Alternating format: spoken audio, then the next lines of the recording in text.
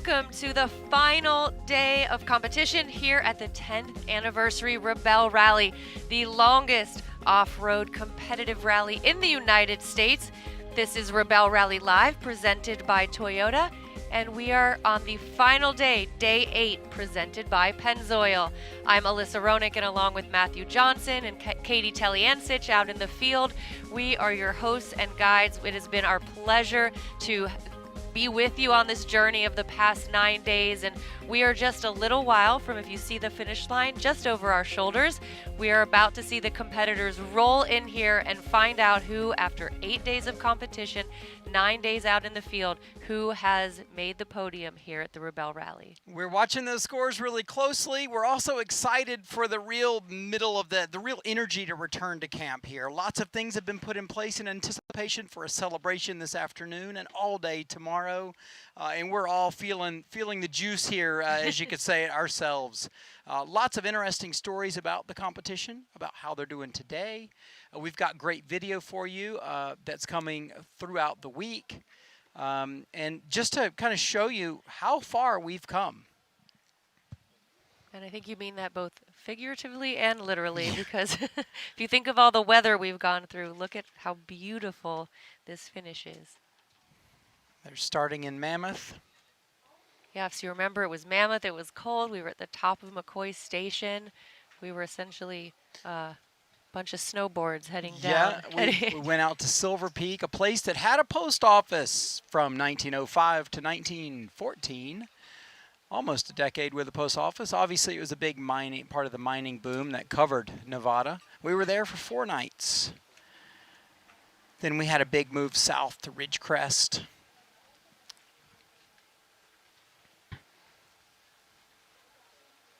After we went down to Ridgecrest, we got rained on for a couple days. It was blowing or raining on us literally until we came to Paradise here in Needles, California. Yeah, we've seen a little bit of everything. And, you know, one of the things that the Rebelle Rally had never seen in 10 years was, in fact, a rainstorm. And although that was a brutal day for the competitors, for the staff here, it presented so many challenges. It was also the first day in the history of the 10-year Rebelle Rally that opened with the competitors leaving camp from beneath a double rainbow. So I think of all of the things we're going to remember from that day, Matthew, you know, it's one of those. The Rebelle Rally is one of those, I think, I have a lot of friends who call it type 2 fun, where while you're doing it, it is painful and a challenge, and then your brain does this thing where it scrubs all the painful stuff from your memory, and all you remember about that day is the rainbow and how you did, right? Yeah. It's fun that's fun after you're finished doing it. Sure. And day 5 of this rally, I think, is a great example of that. Everyone's going to look back at their photos and just remember the rainbow. Yeah, the other kind of fun, it feels it's too easy sometimes. Sitting on a beach, just looking at the beach. I mean, sure, it's nice, but like, nah, let's be clear. All of us want to get dirty, have a hard time maybe, and feel like we've achieved something, learned something, progressed in some way or another. And that's definitely the folks we find here on the Rebelle Rally. On staff as well. Exactly. It's something that Drew Deckman, our chef, was talking about. He was meeting with some of the partners today, and he was saying the same thing. You know, you have to find a balance between providing a really beautiful meal and not providing too much comfort to pull everyone out of the competition, right? And so he saves the most grand, the biggest meals for tonight, for the end of the rally. I love it. It makes sense. Well, where are those competitors? Let's take a look at the tracker and see what we can figure out here. All right, so they are on their way here to camp. Remember that this was also the second day and the end of a 2-day marathon leg. So yesterday they left here from Base Camp 3 at Pirate Cove on the Colorado River. We're on the California side of the Colorado River. They left here. They transited down to Glamis, and then have had yesterday and then a few hours this morning driving the sand dunes of the Imperial Sand Dunes in Glamis. And then they left, went out on an enduro, and then started making their way back here to camp. And so you see... Speaking of, I'm kind of like speeding the timeline along here, but like we are up here near camp. If we watch them now, we can see they've kind of come into this last checkpoint area. And you see how many checkpoints there are. This definitely, there was no rest today. There was no chance to get kind of done with your driving in the sand and then just go back to base camp 3. You had a whole journey to get here. Yeah, and if you remember, Emily was really talking about this section that you're in right here because there's a lot of points out on the course right here, and the top teams are going to spend every possible minute that they have today. Today's a 10-hour time limit.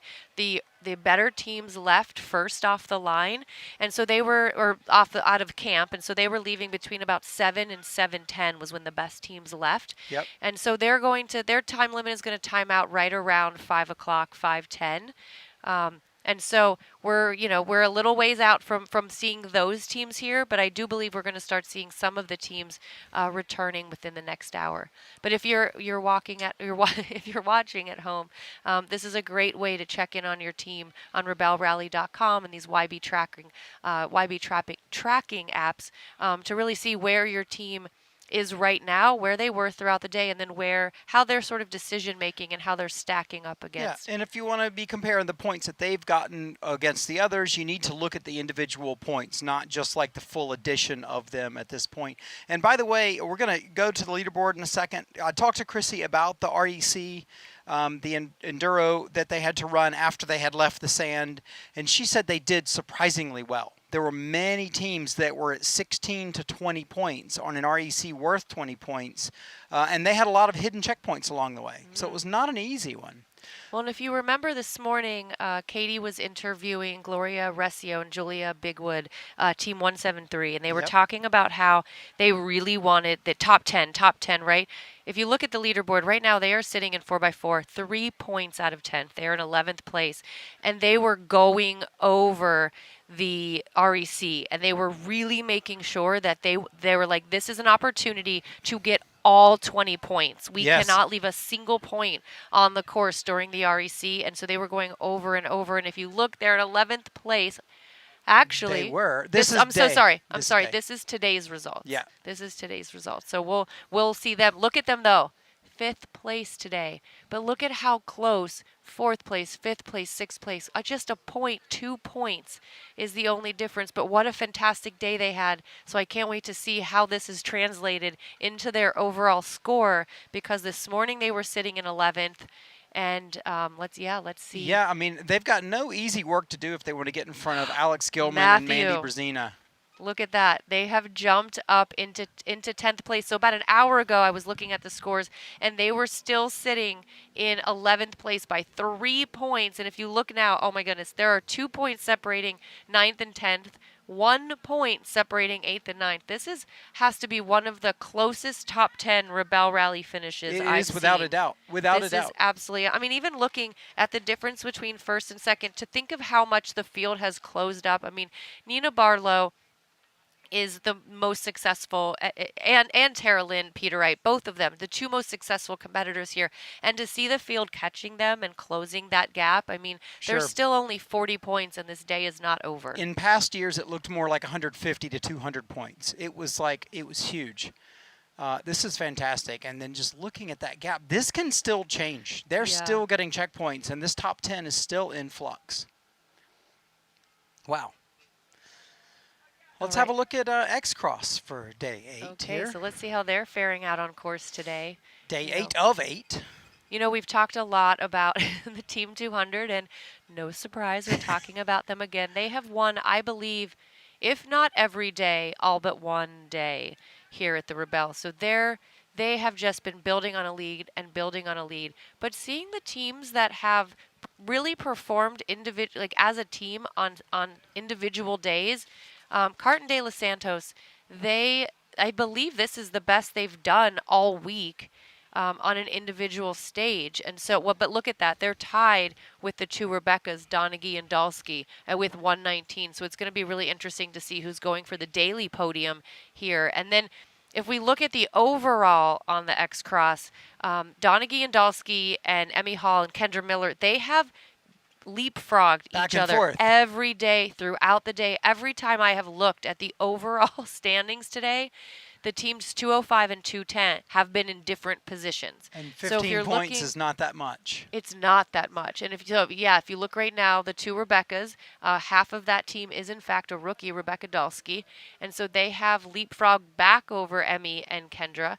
But it'll be so interesting to see what happens when they actually roll into this finish line.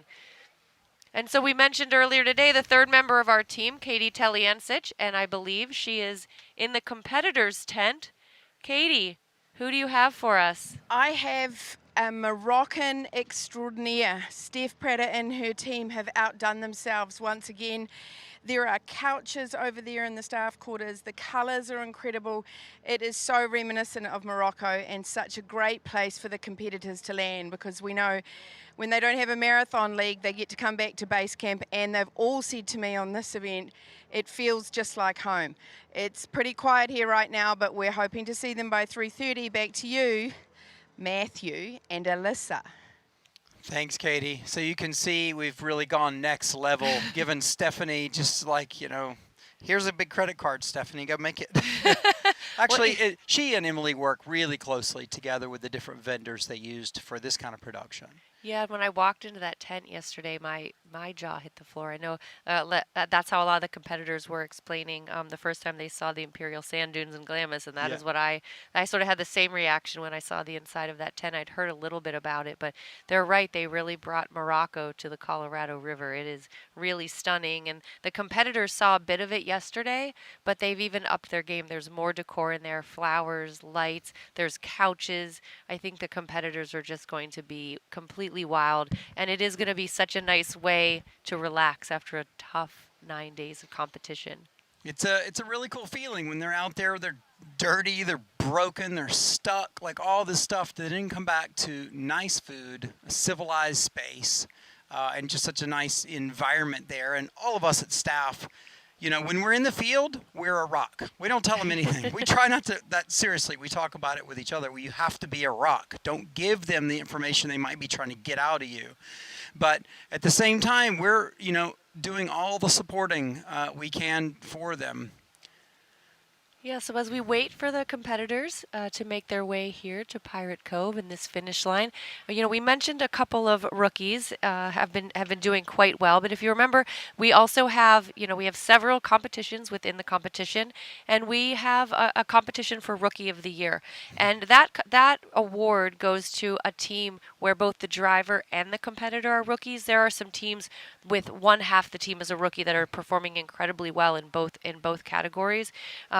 But the teams where both are rookies, the teams who are performing, outperforming veteran teams who've been here for several years, it's hard to explain how difficult and how impressive that is. It's supremely impressive. I've been blown away just seeing our 203 team that we're going to get to in this rookie lineup, just seeing them above Rebecca Donaghy and Amy Hall, both. It's very, very impressive. Yeah, and we've talked about the 117, the 116. Let's see some of the teams. And so first we're going to see some footage from Jill McAdoo and Tina Chang. I know a little bit about Jill based on what she's told us, but she crossed the United States with an atlas before there was anything like GPS when she was 19 years old. She and her family used to spend time in their Land Cruiser, and when she got her driver's license on the day she turned 16, she went out and got a Land Cruiser herself. Yeah, and Matthew, it's a good point, right? We talk about these women being rookies, and they are rookies to the Rebelle Rally. They're a rookie to this competition, to this format, but very few of these women are rookies to off-road driving, to navigation challenges, to competition. Some of the teams will get to what's almost as impressive as the fact that they are doing well as rookies here at the Rebelle is that they are not longtime friends. Some of these women, we've made the mistake of thinking, oh, you guys have known each other forever. And they're like, no, we've only known each other for a short while. We teamed up maybe on a Facebook group someone at the Rebelle mentioned that they needed a driver or a navigator, and they've met through this competition, and they've either, they're talking about already competing again next year. We might have to wait a day before we ask them if they're going to be coming back next year. They usually need about 12 hours, I think, before they agree for another Rebelle. You could see Jill there splashing through some water like she did growing up on the farm. We're on 123. Great. Andrea and Elena did not know each other. They both came here because they both work for Magna International. They both live in Germany. And they, like I said, hadn't really met before. And look at them. They've had a great rally. They've been so much fun in the tent every day. And we also were looking at the Team 116, Daisy Maxey and Jillian Schabel. And you might remember them from this morning. Jillian was still in her tent plotting points when Katie and I woke her up and interviewed her driver Daisy, and they were pretty excited. They were really going for it today. They said, they had their own goals for this competition, and they felt like they had really been meeting them each day, and so they had one more day to go out and try and win the day. It's great. It's awesome seeing this level of rookie competition going on. And remember, we talk about the third teammate. You're seeing Andrea and Elena's third teammate right there, the 2020 Jeep Gladiator Rubicon. They're also in contention not only for the rookie prize, but for the International Cup. They are one of a handful of competitors. We have competitors from Costa Rica, from Canada, from Germany, and so they are also sort of having their own competition within the competition. And there you're seeing the Blue Ridge Baddies again, Team 116, Daisy and Jillian. Yeah, they are trading back and forth with Team 117 for who's going to win Rookie of the Year, and it's going to come down to today's points. Earlier, I noticed that 116 was not awarded yet their points for a green checkpoint, and this time of the event, you really want to be getting all those points. So it will be interesting to see if they get those green checkpoints and how that impacts the Rookie of the Year competition there. It is really phenomenal and surprising and all the things when you think about it's been 8 days of competition. There are thousands of points out on the course, and it comes down to one green checkpoint is what it might come down to yes. And that's true in the 4x4 class, it's true in the X-Cross class, it's true in this rookie competition. And it's hard, I'm sure, at the beginning of the day not to think back and think, oh man, if we just done this or if we just done that, and just really keep your mind focused and just look ahead, right? Just sort of, have that short-term memory for mistakes. But it is wild that this is coming down to potentially one missed checkpoint for first and second place. One of the things we heard from Susan Piper was that she didn't want to leave anything out on the course this year. She felt like she had, let herself off the hook last year, maybe a time or two, and was really intentional on that they want a top 3 finish this year. In that kind of idea of we could have worked harder, how could we work harder? So another one of our rookie teams from Iridium there on the screen, Kimberly Cart and Eva Doli Santos. We were talking about them earlier. We're super impressed with how well they are doing in X-Cross, as right now they're sitting in second place in X-Cross, right there in the fight. They've entered themselves in the fight with Becca Donahue and Becca Dolsky and Emmy Hall and Kendra Miller. And that 203, they are in the Ford Bronco Sport. And if you see the Iridium on the side of their vehicle, their third teammate, Iridium's logo has the Big Dipper in it, and so their car name is the Little Dipper. Little Dipper. And their team name. Cool. Well, let's go and have a look at some highlights from today. Here on the 8th day out of 8 days of competition. We could see this morning as teams were getting up, taking some headings with their compasses, getting those plots done. I wonder what kind of ink pens they have. You don't want an ink pen or a pencil error. Well, I will say I always like to bring, I have some Write in the Rain. It's pens and notebooks. That's why I asked you the question. That you can write. They write upside down. They can write in the rain, in the snow. And then I remember from both Chrissy and Sabrina being their teammates, the sharpest pencil you possibly can have, because you want the most precise point as you're plotting. Accuracy, sure. Yeah, and this morning, you know, it was fun to see the teams waking up super early this morning. It was dark out, and to see the different ways that the teams lit their areas. You know, they have you know, certainly the traditional headlamps and nice drop. flashlights. She paused there and then Oh, what a decided to day. go. Wow, she was rolling into that drop with some speed. Susan Piper at her best. This is the highlight package that makes everyone at home say, when does registration open for the 2026 Rebelle Rally? Because if it includes getting to drive in terrain like this, sign me up. And actually, I guess I should mention that if you are interested in competing in the 2026 Rebelle Rally, registration is not open yet, but you can go onto our website, rebellerally.com, and fill out an information sheet. And someone from the Rebelle, probably Andrea, will contact you and start talking about next year. Yeah, let's consider it an interest statement, stating your interest.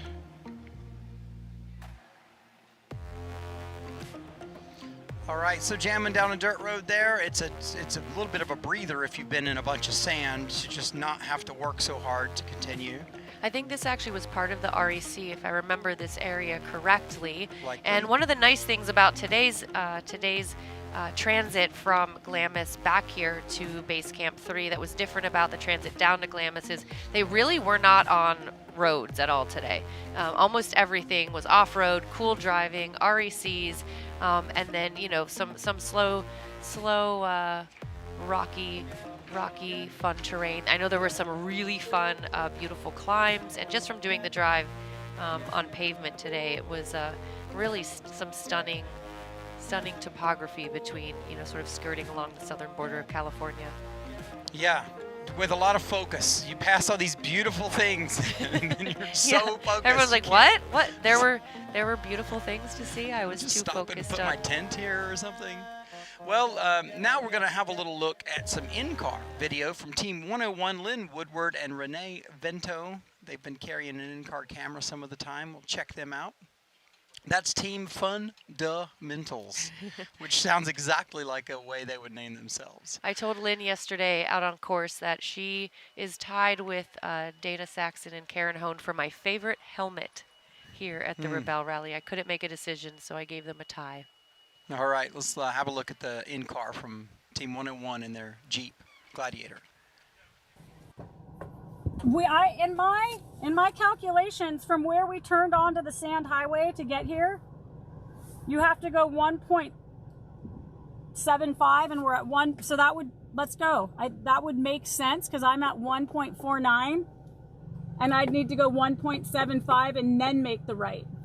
Okay. So let's practice it. Let's just go up this till 1.75 and then make a right. Okay. Bam. So we'll drop down to the left. If it's safe. If it's safe.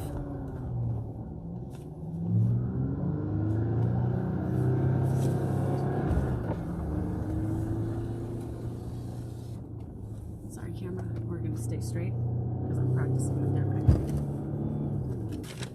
We're plotting CP1. It's 32 degrees, 58.951 north, 115 degrees, 07.990 west. And we're going to plot it on the 200 scale map. Well, you can figure that out. 200 scale. 200 scale.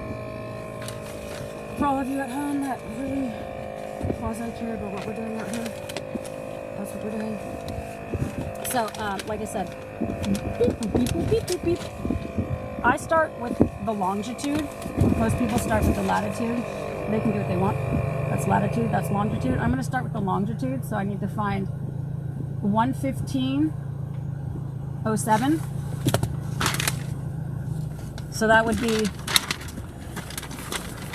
in this quadrant between 115.05 and 115.10. I don't know if you can see that, it really doesn't matter.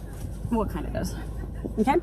And then we find the lat, 32.58. What's your mat, Mrs.? 30. Oh, thank you, babe. God, I love a good Rebelle. 32. Oh, you guys, we're gonna go this quadrant down. Okay. 32. Here's 3250.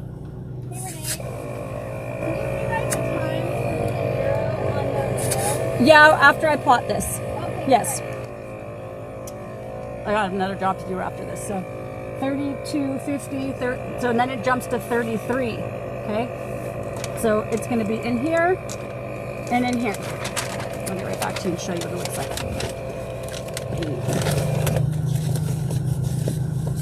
It's hot. It's also kind of hot in here, so I'm going to go ahead and...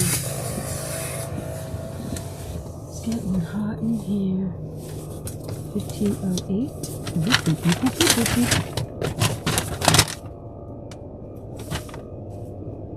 Okay, 0799, which is 08. Okay, so to get where it is on the lat, let me see if I can do this and put it in the shade.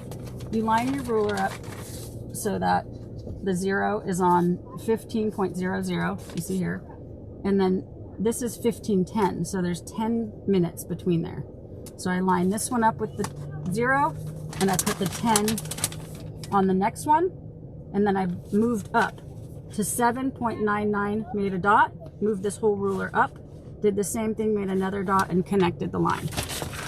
Now I'm going to take the ruler between 50 and, so this is 3250 and this is 33. So again, 10 minutes between there. I'm going to line the ruler up on this latitude line at 0 and the 10 along the 33.00 and mark right along the line I just made exactly where these two Latin longs intersect, and that will be my checkpoint.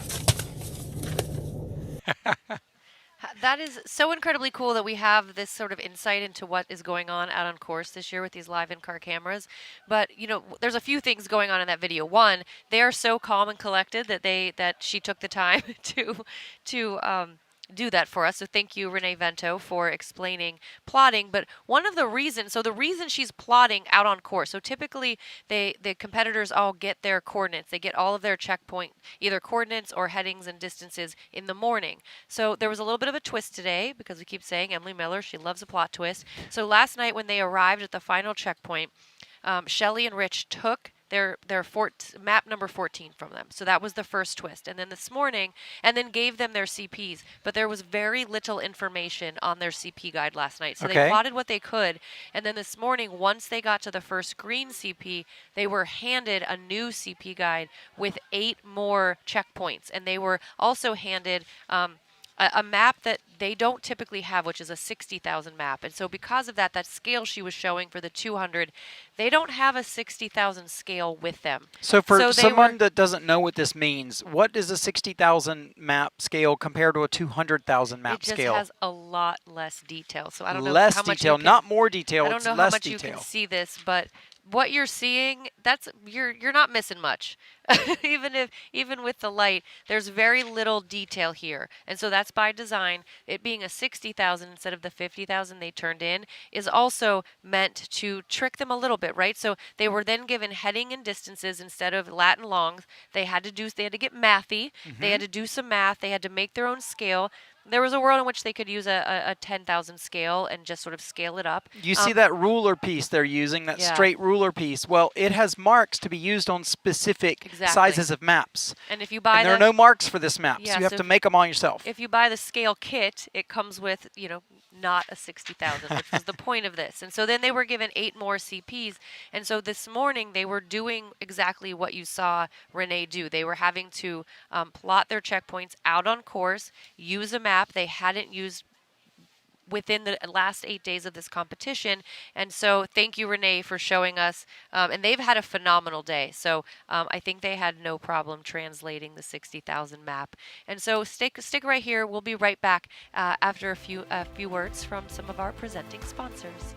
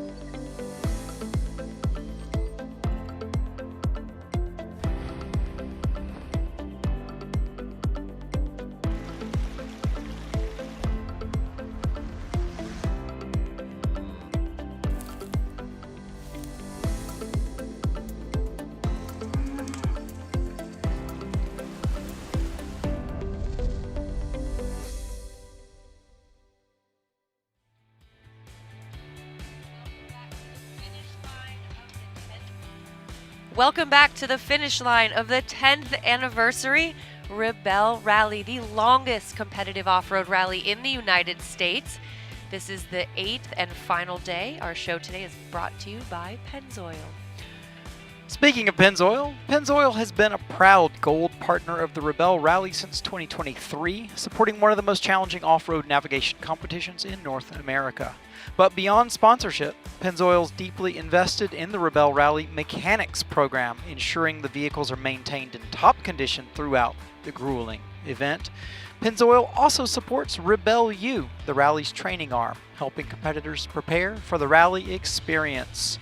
The folks who can participate are exclusively the privateer teams. There's a lot of our sponsors that are leaning into offering what they can for the privateers teams to soften maybe the effort and the blow that it takes to come and participate here. But let's go ahead and look at the Pennzoil Challenge and see how the teams are doing. Now, to be clear, they are all running Pennzoil oil in the vehicles. So it looks like Toby Levichka and Carolina Carlson are currently in the lead, and they're in the lead by over 100 points. Oh, wow. Yeah, that looks like, provided they make it to this finish line today, it looks like they are going to be the champions of the Matthew. So I don't know, just between us, can we do this? Can we show this? Is it spoiling something? Well, I don't think it's spoiling it because we're not going to tell the competitors. So this is just going to be a secret between me, you, and whoever is watching at home. But a lot of the sponsors are here with us waiting to see the teams cross the finish line. And so the team from Pennzoil gave me a sneak peek, and I don't want to touch the front of it because I think don't you should want put it to on. get fingerprints on it. But you guys, the champion of this challenge is receiving. Can you see this? Look at It is it. a full. I'm just going to stand up here. It clips in right around your forehead. You wear this just like a hat. You wear it right on the front of your head. This is a WWE style championship belt, and on the front it says 2025 Champion Pennzoil Challenge Rebelle Rally. And if you look on the side, it has the Rebelle Rally logo on one side, the Pennzoil on the other side. And I'm just going to, just for scale here, I mean, you guys, this is the closest I'm ever going to come to winning a WWE championship belt. I know they probably only come in one size. I don't think championship belts come in. I mean, this is pretty nice though. So yeah, one of our teams, and I think it is, in fact, going to be Toby and Carolina. It looks like. Toby and Carolina. Look at that. How cool. Thank you guys for letting us borrow this for the show. Matthew, you want to try it on? Yeah, sure. Let's try this thing on. Oh, man. I don't know how much better it's going to fit you. I thought you were going to put it on. It's the size of a dinner plate. Oh, on my forehead? Yeah. I was kind of serious till I realized how big it was. Should we have Katie do the remainder of her interviews wearing this belt? Maybe we could hear from you. Hit us up on the socials at Rebelle Rally. Remember, that's REBELLE. If you would like to see Katie Taliansich doing her interviews wearing this belt, we'll take a poll. Do we have the opportunity? Do we have any way to do a poll? Katie, what do you think about that? Belt? What belt? Do you know what belt she's talking about? Bout? No. Amy Hopkins, I'm here with you at the finish line of the 10th edition of the Rebelle Rally. We're waiting for the competitors to come in. High score wins tonight. And let me have a little look at what's going on here. We've got some cowbells from Pennzoil. And can you please walk me through exactly what happens when they come through? We don't know who's won when they come through because everyone has to come in, right? So what's the process at the finish line for the Rebelle? So the first thing they do when they come through the finish line right here is click their tracker for the last time. And then we record that, and then it's sort of a process coming through here of we record their closing time when they come in, and then we give them all the materials they need to know what goes on beyond that, which includes they get the tracker that they've been using, they hand that in, and then they... Just everyone should know this isn't a whirlwind of emotions, so they're not really picking up all the information. And everyone's hugging them, and maybe their family is waiting for them down here, but they got to remember all this stuff. So they hand the tracker in over here, and then they also get the tracker that's been attached to their car removed at the same place. And then they'll come down and they'll pull out their prohibited items. We'll double check that it hasn't been opened. What are prohibited items exactly? The prohibited items are all those things that you can't live without, except they've been living without them for 8 days. And that's the phones and anything that attaches to the internet has been locked up and sealed inside their cars. So as much as we can bring you this show, this is a completely analog event, and these women are going to have a choice whether or not they want to open their phones tonight. And I found in the past a lot of them say, no, let's just have fun tonight. Yep. Sorry, carry on. Next steps? Yeah, and so we'll double check that, and then they go through the arch at the end, and they get a team photo taken there, and then they're getting another team photo taken beyond that, a separate photo. And then the last step is to park their car in impound. They'll be instructed where to put their car, and then they are done. And then the party starts tonight, and of course tomorrow night is our great big gala in the Moroccan extravaganza, which Leanne just said to me they're calling Aladdin's Emporium. It's amazing in there. We'll pop in there for another visit in a little while. In the meantime, let's go back to Matthew and Alyssa and see what's happening on course. Thanks, Katie. You're right. It does look like the inside of a genie bottle in there. So I know some of the teams before they left yesterday probably would have loved to see a genie make a little wish, see Sure. if their wish comes true by the time they arrive here at the final base camp. And we're just just a few minutes, I think, from the first teams arriving back here at base camp. I can't wait to see who the first team is here at base camp, because no matter how well they did, no matter where they're finishing, there's going to be so much excitement. They have such a finish line crew here. We have quite a crowd gathering around. I see some folks with balloons and gifts. They've got chairs set up. So we have quite a celebration in store for these ladies as they cross the finish line. We do, and they've been working so hard all day. I think it's going to be kind of a difficult transition to make, just driving here from just working on checkpoints a few minutes ago to like realize that we're done. That moment, it's going to be a big moment for a lot of them. It won't surprise me if we see some tears. It's pretty usual that we do. And they're going to be a range of tears. You're going to be sometimes just the emotion. You're just sort of overtaken with emotion. It has nothing to do with whether you're happy or sad. There's a emotion called elevation that I always feel like this is the perfect example of. You just feel elevated, and you say, I don't know why I'm crying, but I'm crying. And there's going to be people who are disappointed and folks who are really, really happy. And Katie said something that I had sort of forgotten about, but that happened both times I competed here with Sabrina, which is when we got back to the final base camp, we didn't open our phones until the next day. I think that's pretty common. Yeah. Yeah, and some of the teams will team up to come to the finish. You might find a gaggle of cars that are just close friends, and they decide to come to the finish experience all together. Well, while we're waiting for those cars, I think we could take a look for a couple minutes at some highlights from the week.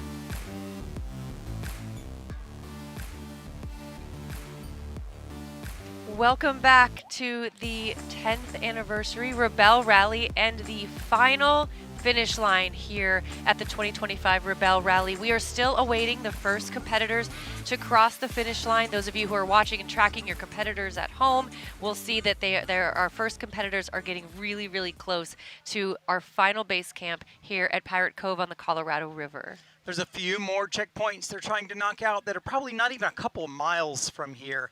And I think it's interesting the way Emily just put them to work right until they land at base camp this year. Yeah, exactly. And the teams that are going, if you're watching the leaderboard in both of the categories, both in the 4x4 and the X Cross, the teams are, they are within 5-6 points of the podium. And especially in that X Cross, we've seen second and third place hopscotch each other throughout the day. We might actually have our first team. Yeah, we're just trying to figure out where that team is. All right. So let's see. Looks like, look at that. We have eyes in the sky. Oh, it's Carrie Landau and Andrea Schaefer. Yeah, team that 200. is the 200. So this is a team we have talked a lot about this week. They have won almost every stage of the X Cross class. They have built an incredible lead.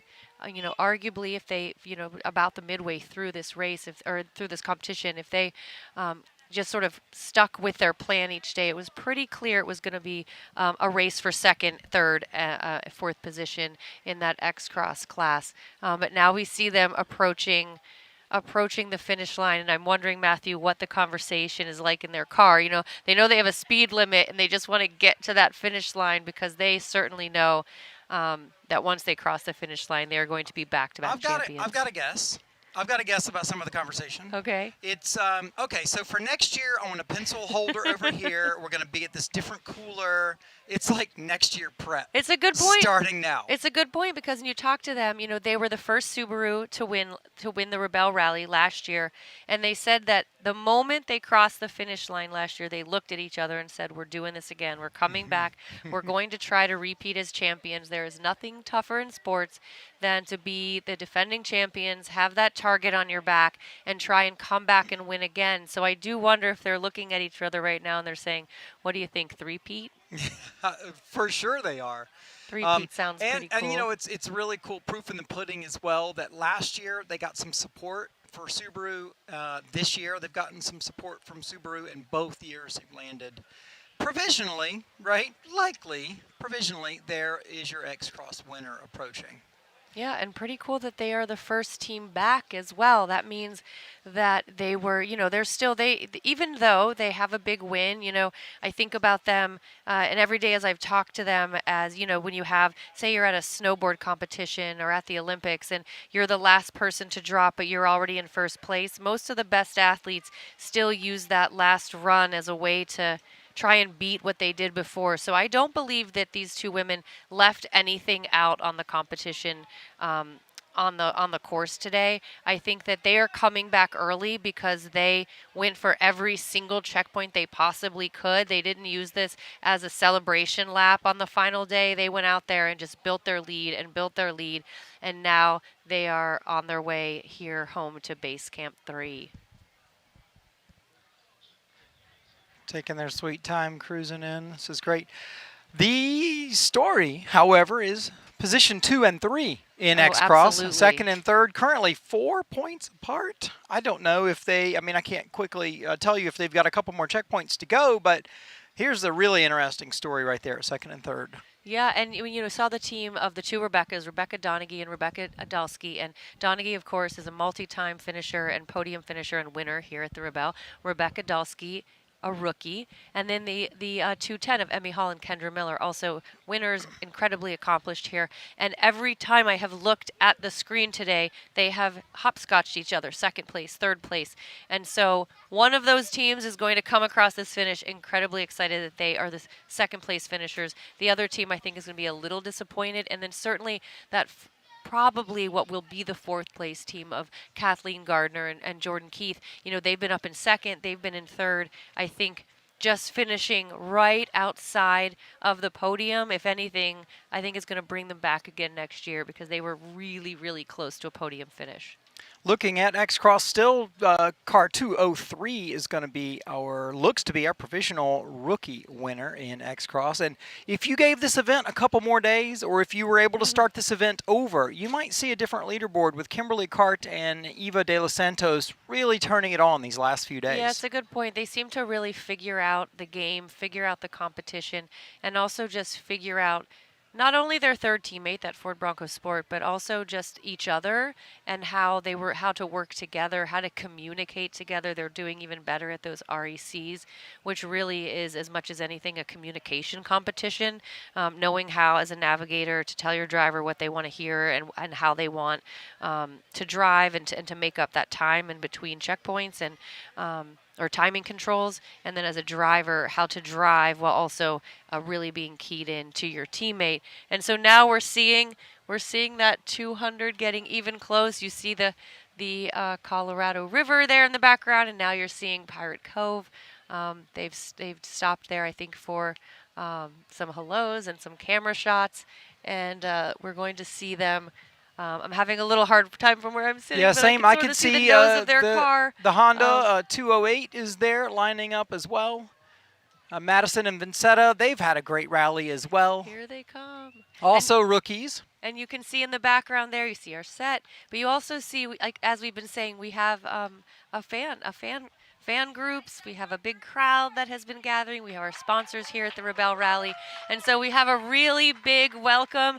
Folks have been here for a long time today. They've been waiting and really anticipating the first finishers. So they're all excited. Everyone's on their feet, running over to Andrea over in the navigator seat of the 200. I think I see Katie heading over there now as well. Yeah, let's do that. Let's go check in with Katie. Maybe she'll grab an interview right away. Go for it, Katie.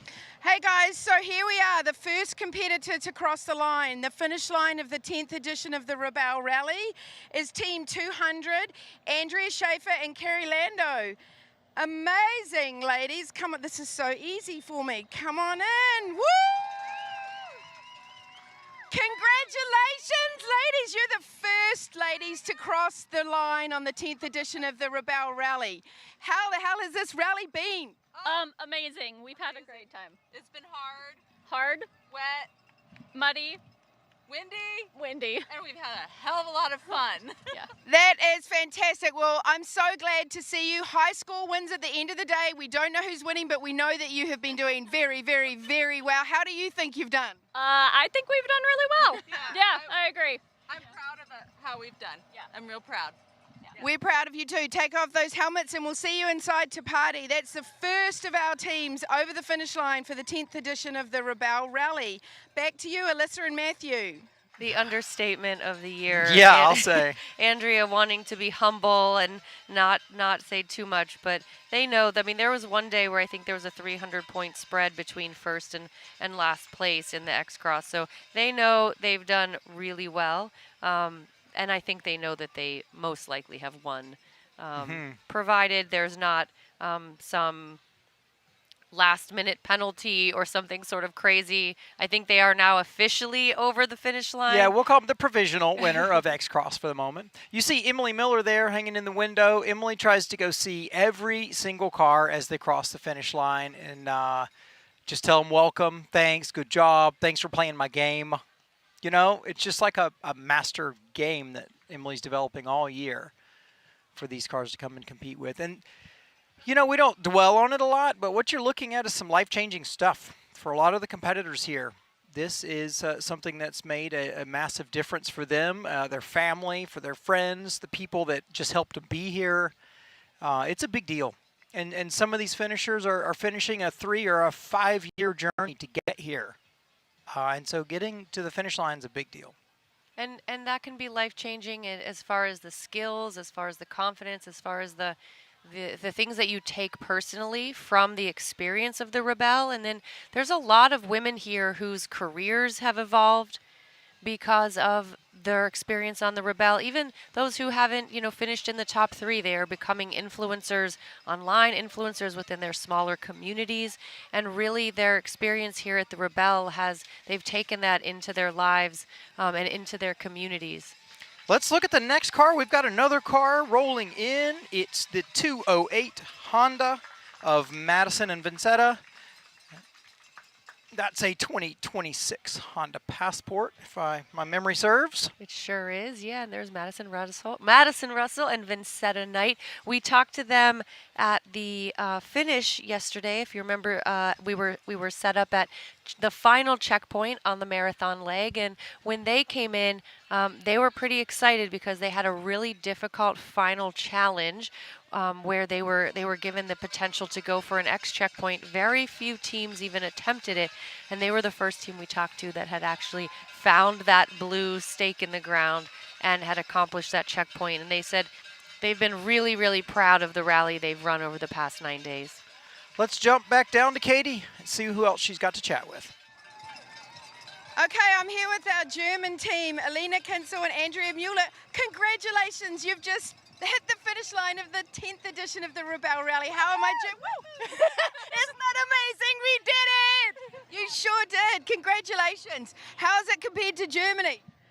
Totally different. Yes. We don't have tracks like that. Yeah, and also we felt like we are so far away from our regular lives. We talked about it today, how crazy it is to go back now. But yeah. Well, you've made a lot of friends here and you've got a support system when you go back. So get inside, get your helmets off, and we can party tonight. Congratulations. Such a happy team and a pleasure to get to know them. Now we've got Lola Wilford, Team 201. Congratulations. Thank you. We are very happy to be here. You should be. Congratulations. How was today? You've still got your map out, but you're at the finish line. Yes, we are done, and it was a great day. I think today was probably one of our better days. Yeah. Do you have glitter on, or are you crying fairy tears? And fairy tears. Amazing. Well, I'll let you pull in, and congratulations. You did it, ladies. Okay, back to you, Alyssa and Matthew. Yeah, that team 201, you saw Jill Simonillo there. They were, and Lola Wolford, her driver, they were prepared for the finish. A lot of the teams will plan, as we've gotten into the 10th year, they'll plan matching shirts to wear as they cross the finish line. Maybe they'll add something to their helmets. You saw they were wearing glitter. They might have stopped and changed right before they got to the finish because you're pretty dirty throughout the day. And so it's become really a ceremonial part of the Rebelle Rally.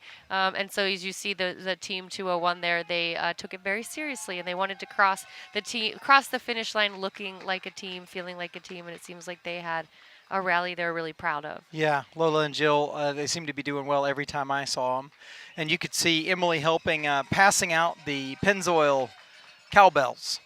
Yeah, you and Atlas gave me a cowbell earlier today. I wish I'd brought it here on set. We don't need one.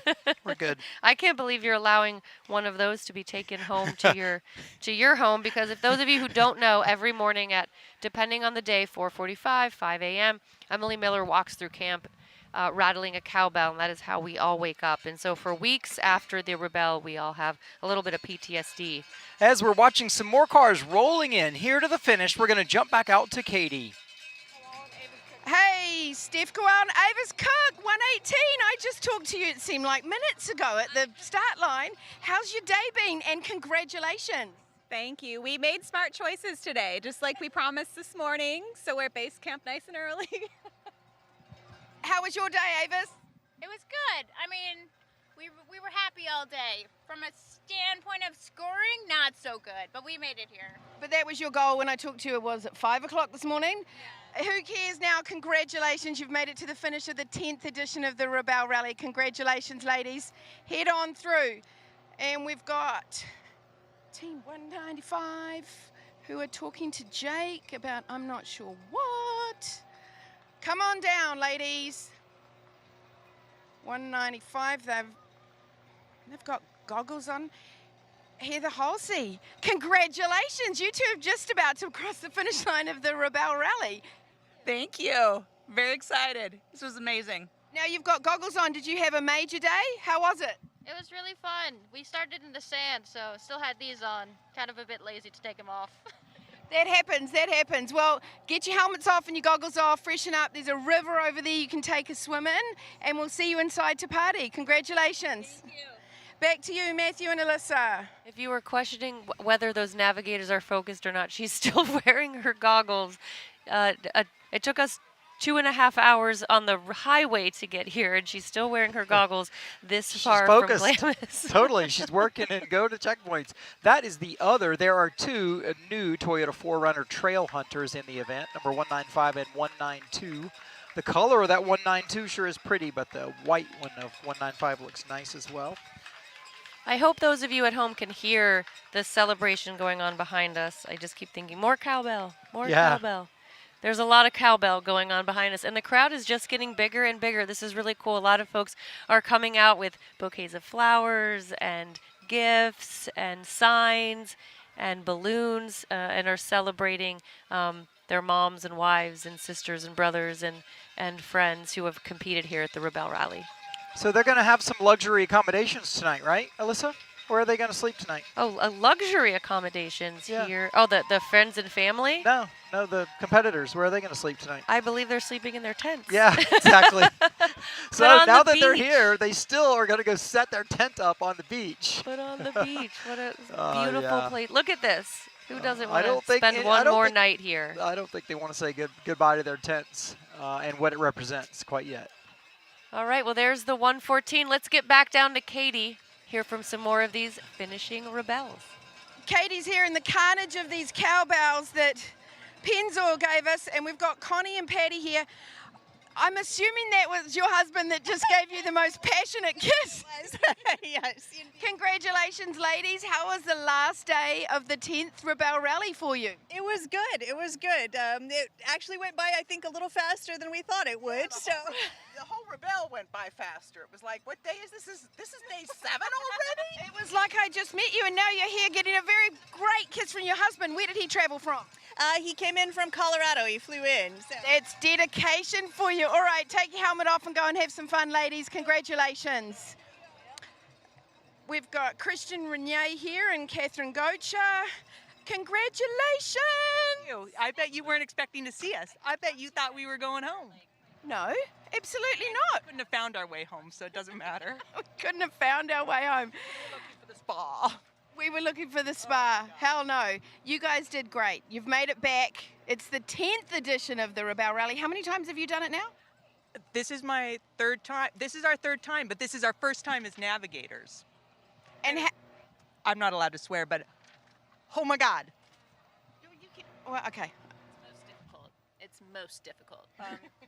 Talk to me about your third teammate, because you haven't driven in this. You didn't know. Oh no, I have never shown up to an event in a new vehicle that wasn't a project, that didn't have some sort of test aspect to it. Well, the first time I met you, you were driving a vehicle that was powered by chocolate. You've come a long way. Thank you. I agree. This is powered by petrol, and I must admit, it's tried and true. All right, well, congratulations. I'm so stoked to see both of you. Get your helmets off, get inside, and we can have a party. Okay, back to you, Matthew and Alyssa. It's so awesome to see these competitors make the finish line. That's so cool. It's really fun seeing them land here at the finish. You know, we talked to Team 114, Connie, and then Patty. Patty Upton has so many adventures to share. I heard the tail end of a story of her having to abandon a car due to weather in the middle of Africa and like hike to find the Nile and then float down the Nile to get out of the situation. I was like, what is going on? I think I heard a small piece of the same story. I need to talk to this woman some more. Yeah, I think this story was making the rounds around the tent one night, and then so she basically just had everyone gather around her and started telling the story, and I came in at a pretty late moment, but well, you know, for someone at home that's looking at doing this event, not all of these ladies have been floating down the Nile to rescue themselves out of some precarious situation. Many started just like you, finding something new to be interested in, doing some training, and completing a lifelong dream here by doing the Rebelle Rally.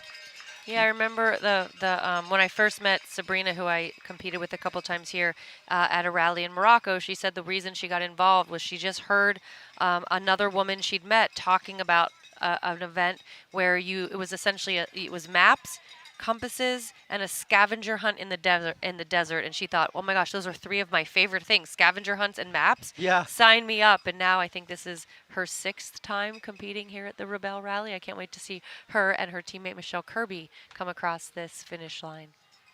Each of these teams have had different various challenges. Some have lost compasses, others have lost their minds, others have had flat tires, been stuck, needed a transmission, you know, the sort, but they're all here. But those are all the stories, right? Those are the stories that a few years from now when people say, what was the Rebelle Rally like? What do you remember from it? You remember changing a tire in a snowstorm on the side of a canyon, you know, of a steep canyon pass. You remember, you remember that another competitor's husband drove a transmission that, an entire community came together to source for you here to the Rebelle so that you could have your transmission swapped and get back out after missing a couple days. Like, those are the things that you really remember in the stories you tell. So in the moment they feel like hardships, but then they just become stories you tell as if you're almost telling them about someone else later down the road. Sure. And when you haven't been faced with this kind of thing before, you assume with these kind of barriers you might just have to quit. And then when you don't quit, that kind of thing gets lodged in your memory that, like, wow, we beat the odds. We got it done. Yeah, a lot of these competitors are finding out they're a lot tougher than they thought they were, a lot more resilient than maybe they even knew they were. You heard the last team say, oh, you didn't think you would see me here. You thought I would have driven home. Did, and that Renee. That was only partially a joke, right? When we were in Ridgecrest, a couple of teams said, I know where we are, and I am very close to my home in my bed. And they had to put their heads down and stay focused. To get into that back half of the competition. Well, let's jump back down to Katie, see who she has. Madison Russell and Miss Knight, congratulations. You have just approached the finish line of the 10th edition of the Rebelle Rally in your Honda. How has your day been? Actually, really great. We had a great day today. I love the sand dunes. Glamis is amazing. I love it. This is so amazing. And thank you, Emily, for putting this on, because this is great. Thanks for the entire team. Well, thank you for making this so much fun to cover, and we'll see you inside. Get your helmets off, and we're going to go party. Congratulations again. That's Team 208 finishing the Rebelle Rally 10th edition. Back to you, Matthew and Alyssa. In their 2026 Honda Passport, they are one of the teams entered by a manufacturer. Manufacturers have often found a lot of value of sending the same vehicle they sell at the dealership straight here and running it through the Rebelle Rally. And if you look there over on the left side of our screen, you'll see the overall rankings for the 4x4 class and then the X-Cross class sort of scrolling through your screen. And I've seen some changes happening since I think the first time we talked about the overall standings at the top of the show. So if you've been watching the show or just watching your favorite teams scroll by there, I do think we still look how close the top three positions are. I'm furiously refreshing my screen here. Yeah, and so Susan Piper and Elise Young are sitting in second place. They are 4 points ahead of Carissa Hayden and Trista Smith. That is an unbelievably small amount of points between second and third. I mean, when you think back over, 1,700 points over 8 days of competition, and you think, oh my gosh, if we just gotten 2 more points on this REC, or, 4 points is nothing. So that is nothing about this top 5 is set in stone yet. No, it's not. No. I can't wait for someone to be able to sit and really look at the details, because I think Carissa and Trista in 131 were just hanging out around 15th the first couple days. And then suddenly when they started showing up, I was noticing them, and they just marched their way right to the front where Susan Piper and Elise Young were already kind of hanging out in that top 3 position all week. So Carissa and Trista have given them a good run for it here at the end. So should we go back down to Katie? You think Katie's got someone? I sure hope so. Katie, who do you have for us now? I have Maria Carter and Jules Carter, and I can feel the emotion just rolling out of this vehicle. Congratulations to both of you. Thank you. Thank you so much. How was your day out? The rally. The last couple of days. Get out of the sand. Hey, there's something about ending on a high note, right? Yes. That's right. Absolutely. We did. She did awesome driving. And awesome navigating. Yeah. Well, you guys head inside. There is an absolute Moroccan emporium in there, and we're going to have some fun tonight. So you go and have a great evening. Congratulations. Back to you, Matthew and Alyssa. Yeah, Right. you could see, like, she was right off the top. That you could see the emotion. You can almost feel the emotion coming out of the car of Team 135. And it's yesterday, the day before, everyone was talking about, okay, you sort of, you don't want it to be over, but you're like, man, it's only day 6, it's only day 5, and then you get to that point where you're like, oh wow, it's over, and you're sitting just in front of the finish line, and there is a moment where you sort of don't want it to be over, you sort of regret that day 5 when you thought, oh, I just want to get to the finish line. Now you're at the finish line, you think, wait, I have to go back to real life. I don't get to just compete one more day in this incredible competition. You see Emily Miller there hopping in the car and hugging all the competitors. I think, this is a moment that Emily really, it's a proud moment, seeing all these competitors make it to the finish. She tells all them at the start, I promise you, you can make it to the finish. So I think there's also a lot of emotion for her as well, just seeing them make good on the promise she made to them. Yeah, it's really cool to see. I wonder how long that excited feeling lasts when you're thinking, hey, I think I'm going to take a shower today.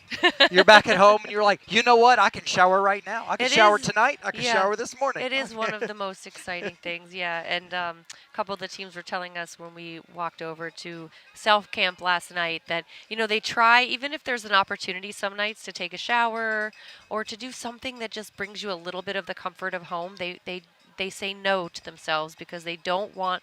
This is a moment of uncomfortability. This is a moment of being adaptive and being able to sit in an uncomfortable feeling, and the growth that comes from that. So sometimes they'll actually sort of say, they'll turn down an opportunity for something that's going to make the 9 days a little easier, knowing that on the other end of it, it's going to make it all feel that much better. I think we might be looking at Jessica Haig and Jessie Puffenberger rolling in there at the back of the line, right behind the 135 that we've just heard from. The cowbells just keep going. It's been fun to see how many kids are out here. And like I said, how many folks are here just waiting. They have their phones out. They're looking at their trackers.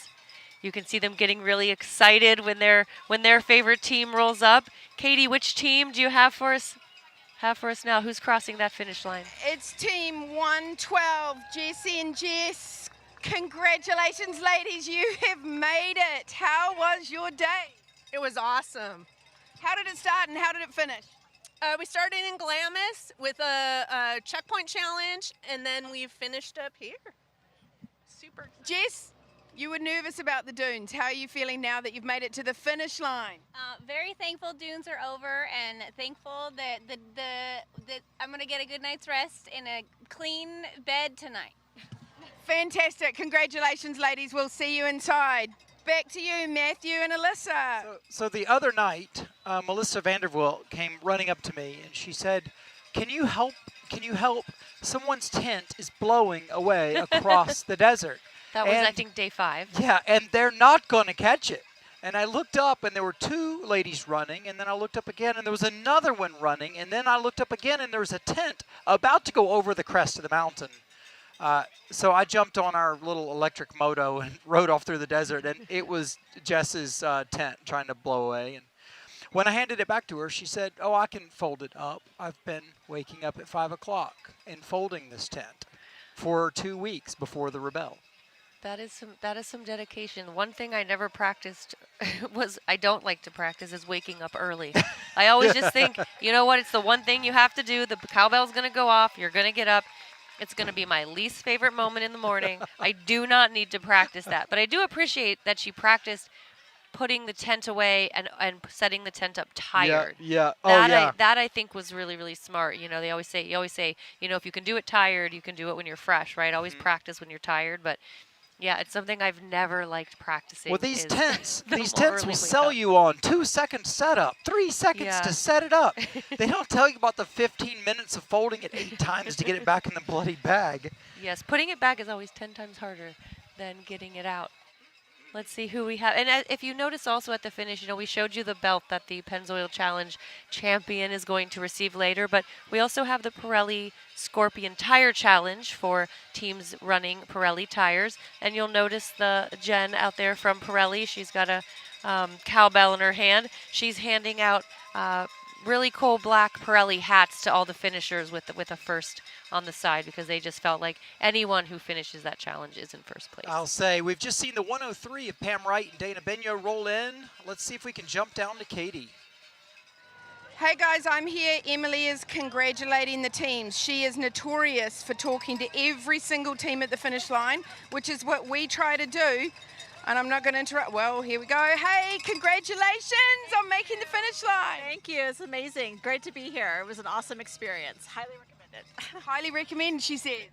We were just saying we can't believe we made it in this thing, but we did! Would you do it again? Old versus new? Hard versus easy? Oh, definitely do old and hard. Old and hard. There we go. That's team 103 at the finish line. Now let's go down here. We've got Alana and Danielle, 147. Congratulations, ladies. You have just about got to the finish line of the Rebelle Rally. Thank you. Thank you. We're not done. We haven't clicked yet. Go ahead. Click. Sorry. We have to click. Tell me when it's done. 1. Okay. Now we're done. Now we're done. We're done. Yay! We had so much fun. Congratulations. We'll see you inside. It's great to see you back at home base. Now we've got Christy and Heidi here, team 167. I'm going to run around this side. Congratulations. You've made it home. Yes, we made it home. It feels so great. Hi, Max. Mama loves you. Max is your son, obviously. Yes. Hey, Max, your mom is home safe and sound. Congratulations, ladies. We'll see you inside.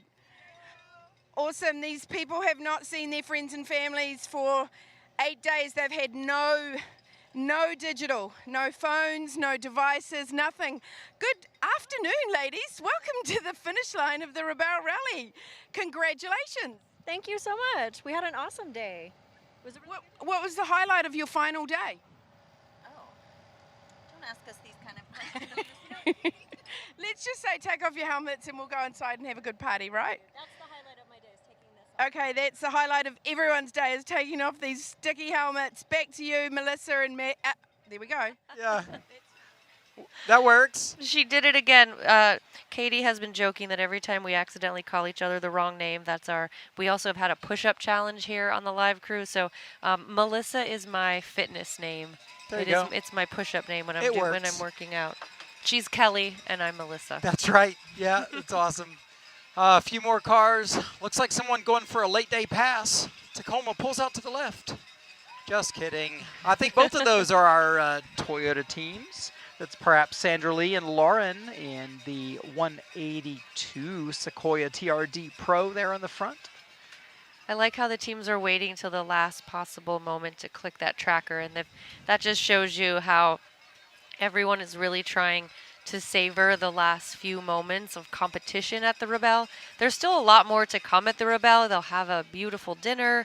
It's a really fun evening of activities. And then, of course, tomorrow and Saturday is the Busby Games. You compete in things like tire changing and different challenges. And then, of course, the Revelation Gala in the evening. But right now, as they sit in the finish line, a lot of the teams are just sort of taking in the last moments of competition. And as soon as you click that tracker for the last time, essentially your competition is over. And so I loved hearing that they're just, delaying that as long as they can and sitting in those final moments of competition. Okay, here's Gloria and Julia Bigwood rolled up. Their goal was to be in the top 10. Am I looking at them right in the top now? 10? They are sitting in 10th They place. are 10th. This has been so exciting to Five watch or develop since this morning. You guys. They're 6 points ahead of 11th. Oh, they're talking about you. Yeah, Katie. Yeah. Katie, so you remind them what they told us this morning and what we know about them as of now. I mean, certainly this isn't the final standings, but where they sit now, I think it's okay to tell them at this point. I was told it's not okay But I'm here to remind them of what you said at 5 o'clock this morning. In fact, you were about to tell me, and then you, Julia, said it's okay to say you wanted to tell everyone that your goal was to make the top 10. And when you get inside, you're going to see where you sit. How do you feel that you may have done? Nervous. Well, it's unofficial at this point, and I'm not allowed to tell you, so you've got about 10 cars to wait behind, and then you can go in and see. But I'm feeling good, and I'm so proud of you guys, and I'm just going to leave it at that. Congratulations for getting to the finish line of the Rebelle Rally. Thank you so much. They manifested something this morning, and they're about to find out whether it's true or not. They're still nervous. I'm trying to keep it in the bag, but between you and I, they're sitting at 10.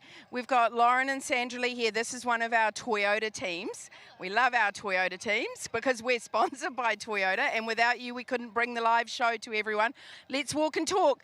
Congratulations. You are about to cross the finish line of the Rebelle Rally. It feels so good.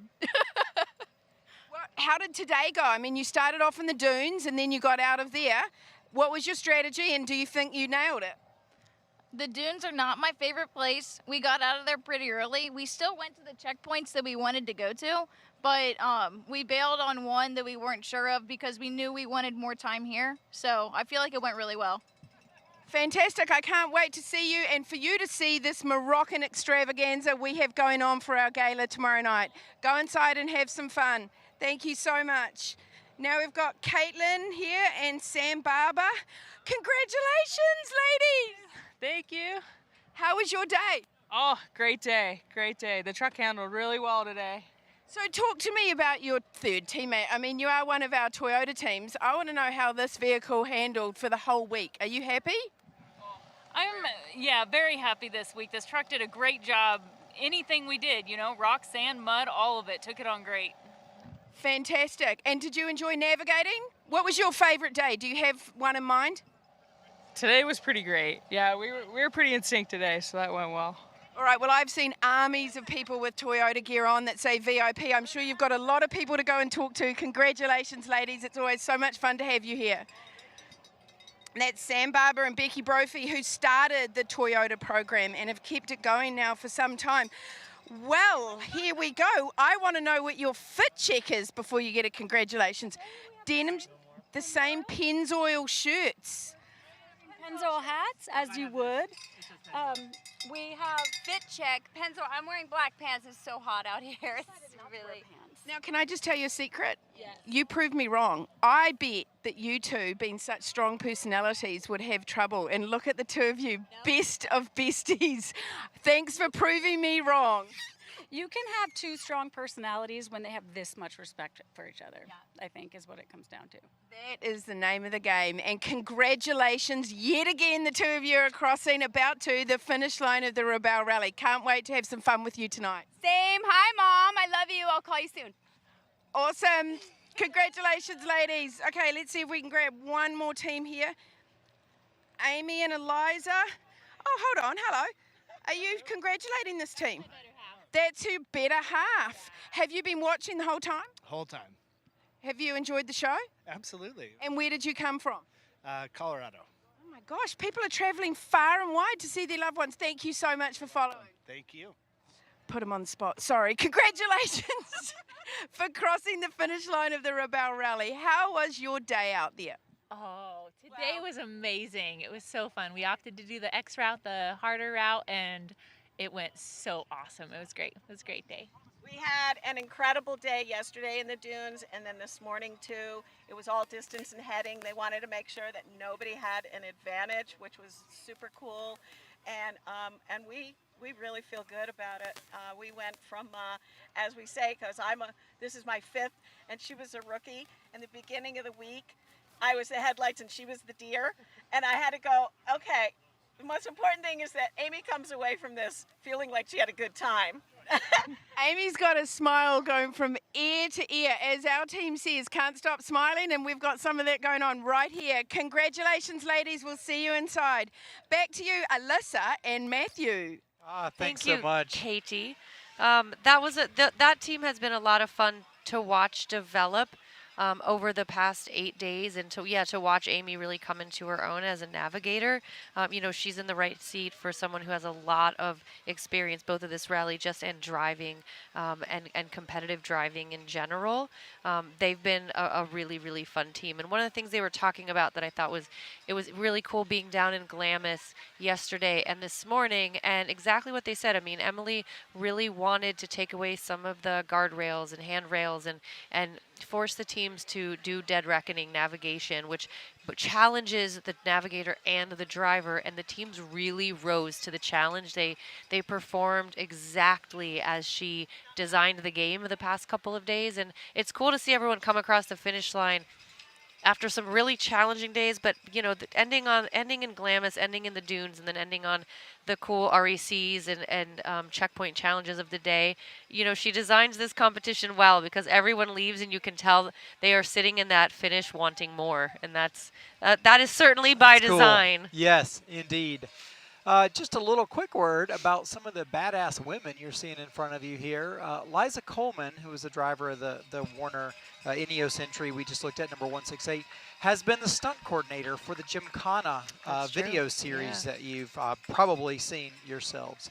I guess we're jumping back down to Katie. Katie, who you got? Hey guys, I've got Lynn and Tony, team 115. I'm going to run around here to the navigator because I see somebody is congratulating our driver. Congratulations, ladies. You've made it to the finish line. How was your day in the dunes and then getting out of the dunes? The dunes are so challenging. Aren't they? They are. So we chewed up a little bit of time there, so had to skip a few things on the way back home, but the name of the game is to make it here. That's right. We're here. We're finished. First Rebels. Congratulations. I see your husband's here. Where's he traveled from? Florida. Oh my gosh, they're coming from far and wide. How great is it to see him? I mean, that must feel really crazy after 9 days of having no digital, nothing. Amazing. I'm happy. I mean, he left Florida this morning on a flight, so I wasn't even sure, like, he was flying into Vegas and then getting here in time. So happy he made the flight and he's here to help us celebrate. I can't imagine how that feels. I'm going to let you get everything you need to get done. Get your helmets off and go and celebrate with your loved ones. Congratulations. Rookies crossing the finish line. We've got Rasa Fuller and Leeway here. Woohoo! Yeah. Congratulations, you two. How are you? We're good. So talk to me about your third vehicle. It's been a big change this year, and every time I see you, you're beaming from ear to ear, Rasa. How has it been? It's been great. Spare Taco has done amazing. It was just, we went through the roughest stuff and the biggest dunes, and she did great. Now, I didn't catch that. You call her Spare Taco. Yeah, Spare Taco, because she really was just the driveway Home Depot getter. And then last year we looked at her in the driveway and we're like, wow, she only has 150,000 miles. And the other one, which we'd been rallying, had 350. So on that note, congratulations. I think everyone needs a Spare Taco. Excellent. Now, oh goodness me, team 122, Toby and Carol, we have been watching you guys. How are you doing? Wait, I need to go to the driver's side. No offense, it's better sound over here, just so you know. How was your day? It was amazing. Yeah, we wanted to finish strong and try to get all the checkpoints we could get today, and I think we went out there and we did it. Yeah, we skipped the last black, and I haven't had a wide miss this entire rally, and that one was very sketch at the end, and we were running short in time, so I was like, we're just going to skip it. I don't want a wide miss, so. But we got our last blue, and we're here in time. You have been a very exciting team to watch this year. Goodness gracious me, you've had us all on our toes. Congratulations, can't wait to see you inside for some fun. Thank you. I'm going to let everyone pull up and go back to Alyssa and Matthew. While you were just interviewing the last team, Matthew and I have noticed there has been a big scoring development at the top of the 4x4 class. Matthew, what is happening right now? Well, we were just hearing from Toby and Carolina. They've been up in the top 3 at times. They appear to provisionally be 4th right now.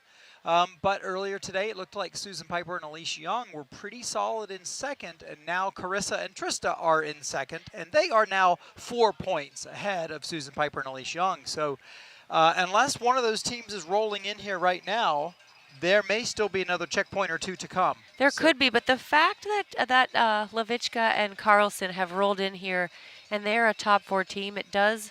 Although she did say they skipped a point, a final checkpoint, right? It does make me think that that everyone is going to be pretty close. Most likely, the 131 and the 128 are both out looking for that checkpoint that the 122 decided not to go for.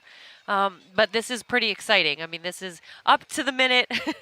Last minute. Podium updates here from Rebelle Rally Live, presented by Toyota. And wait, did it just switch again? No, we're looking at just second and third place. I scrolled. Yeah, so we should mention that Nina Barlow and Tara Lynn Peterite, they seem to be pretty solidly in first place. They are provisional winners. No surprise there. They are 2 of the most successful Rebelles in the 10-year history of this competition. Earlier, Katie interviewed Samantha Barber and Caitlin Cherniak in their 2024 Toyota Tacoma. And I believe Caitlin Cherniak will be the top-placed single rookie in the top 10. For a while, it was Brittany Marenko that was looking like the top-placed rookie. Now, again, we don't award that. We award a team that's a full rookie, both legs being a rookie. But still, there are 2 teams with rookies on the team in the top 10 of the 4x4, and that has to feel good. And the other thing about it is the experience you get being in a car with a navigator or a navigator/driver who can get you a top 10 finish. Those women are going to be back next year because they're going to be hungry for more. They're going to want a top 5 finish. They're going to want a podium finish. For sure. But that's incredible. That has to feel great to cross the finish line, knowing this is your first Rebelle and you know what it feels like to be in the top 10. And that you will make it to the end. Like we said before, it's nice when you can focus on the competition because you don't have to worry too much. You're like, yeah, I didn't sleep. Yeah, I'm uncomfortable, but I know I'll make it through this when you have the experience having done it before. Yeah, absolutely. Yeah, that takes away a lot of the unknown next time. Now, I have another observation. This is the best and the closest teams have ever been, the most percentage of the checkpoints they've ever gotten. So does this say to Emily, I need to make it a little harder? Because hopefully, Matthew, most of those teams do not want it any harder. When you don't ask questions when you already know the answer. Yep. This has nothing to do with the fact that the first team is sitting with 91% of the points. You know, Emily said a few times in the morning shows when she goes through the daily overview that she sits at the end of the Rebelle and she looks at the top team, she looks at the middle team, she looks at the bottom teams, and she goes through the day and sees how they played the game, where they missed their points, where they were getting, you know, a big portion of the points, where they were getting bullseyes maybe too easily. And it does affect the way that she creates the game.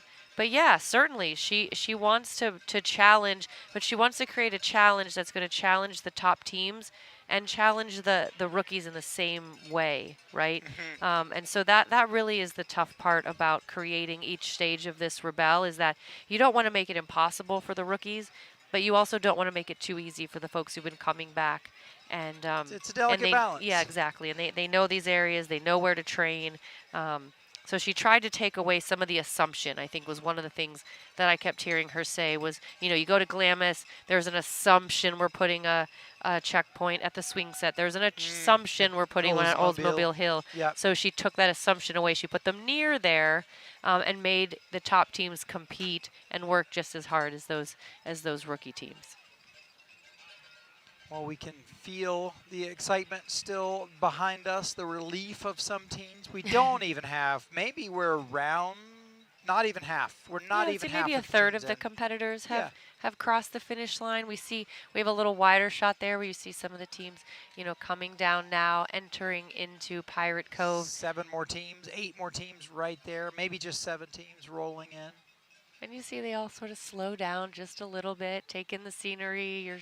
You're both sort of realizing we did it, we made it, but I don't want it to be over yet. I think that was an Emmy Hall and Kendra Miller leading this pile right here. Yeah, and so let's take a look. Can you pull up on your screen? Ooh, you want to go look at X-Cross? Oh, well, I guess you can. Ooh, I sure so do those too. of you who are watching the show at home, you can see on the left-hand side of your screen, we're sort of scrolling through the classes. And as we sort of wait to see the X-Cross show up there on the screen, let's send it back to Katie. So I'm here with Susan Piper and Alyssa and Chris Wu just dived in there to congratulate Susan. She has done great, hasn't she? It's so fun watching you evolve as a Rebelle, and congratulations, both of you, for crossing the finish line yet again. How's it been? This has been a fantastic rally. Like, it was so fun. And we just feel like we had this really great pace and we just kept moving. And, you know, honestly, we work really well together, and the course was gorgeous. So it was awesome. Yeah, we really found our flow. And the course was absolutely stunning, and it was such a joy to follow it and to get all those checkpoints. And I think, this was by far our best rally yet. So, You know, it's so fun for me to watch all of you evolve, and just freaking awesome. So congratulations, and we'll see you inside. Okay, let's head over here. We've got 203. It's Kim and Eva. Congratulations. Look at the flowers in this vehicle. Where did these flowers come from? My husband and Iridium. Oh my gosh, this is amazing. Can I smell them? Yes, yes, yes. You should always stop and smell the roses. There's the husband right there. How does it feel to see your husband after this many days? Amazing. Like the first time I met him. Our first date. Oh my God, it's like your first date. Is he hearing this? This is beautiful. Congratulations. I've never seen so many flowers. Okay, let's head. I can't go that far, and there's no one in that vehicle, so I'm going to go back to you, Matthew and Alyssa. Cool. We're just processing how cool that was. That was really sweet. And, they were another team that we saw at the finish last night at the final checkpoint at the Green CP, and they were really celebrating. They also had gone for that really difficult navigation challenge that was posted at the second to last Green CP, and Ava just nailed it. And they were both pretty excited, and when they were talking about where the blue stake was, all of the other teams around went, wait, you found it? There actually was we had convinced ourselves that it just wasn't there, that someone had forgot to put the blue stake out in the sand dunes, but they had found it. And so they've had a really good last couple of days of competition. And so, yeah, another team that I could see going on to rebellerally.com and filling out one of our information sheets. Even the teams that have been here before, they're going to go online and they're going to fill out our interest in 2026 information sheets. Those of you who are watching at home and this looks like something you would like to be a part of, you do the same thing. Head over to rebellerally.com. You'll see our information sheet there. You fill it out, and most likely Andrea or Emily, someone from the Rebelle Rally, will reach out and get a little more information. I'm not 100% positive that's open today. Is that open now, today? I'll double check. We'll look online. If not, it'll be up tomorrow. Yeah, there's a good chance that whoever's in charge of posting that information sheet on rebellerally.com is here at the finish, working really hard, and it will be up tomorrow. Registration, however, for the Rebelle is not yet open. Oh my gosh. Speaking of Andrea, and there's the team 129 of Nina Barlow and Tara Lynn Peterwright, provisionally for now the champions of the 4x4 division here at the Rebelle Rally. Katie, are you with the 129? Are they ready to talk to us? I am with 129, and they are ready to talk to us, but not about what we were talking about. Congratulations, you two. These guys have been in the Rebelle for much longer than I have. Congratulations. It's always so great to see your smiling faces. How has this Rebelle been for both of you, and why are you out of the vehicle? I'll start with you on how.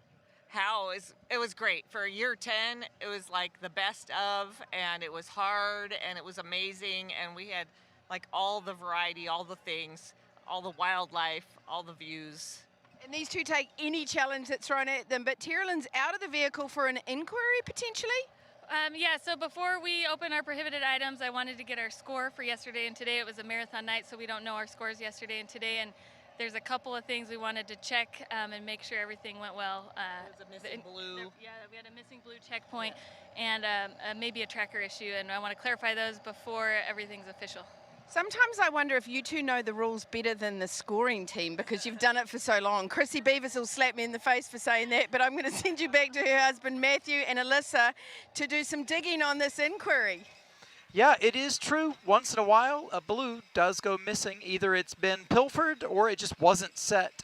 You know, we set the checkpoints at 4:30 in the morning or 4 a.m. or whatever with our team, and sometimes, you know, something doesn't get set. There is a system set up for that, though. When there is a missing blue, you suddenly now have a radius of 300 meters around it. Inside a radius of 300, you can click anywhere and you get the points for that missing blue. So I talked to a lot of the teams last night about this, and I'm assuming, not to assume, but I'm going to assume they're talking about checkpoint 11 out in Glamis yesterday.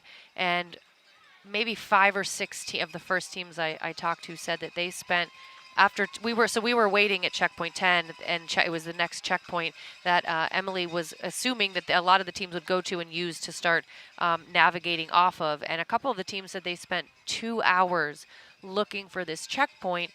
And when we asked them, well, there is a provision for if you believe that you are in the place where the checkpoint should be, why didn't you click? And they said, because I did not trust that I knew where I was with the kind of certainty that I could say that the blue wasn't in fact there. Now a team like Nina and Tara Lynn, they've been here so many times.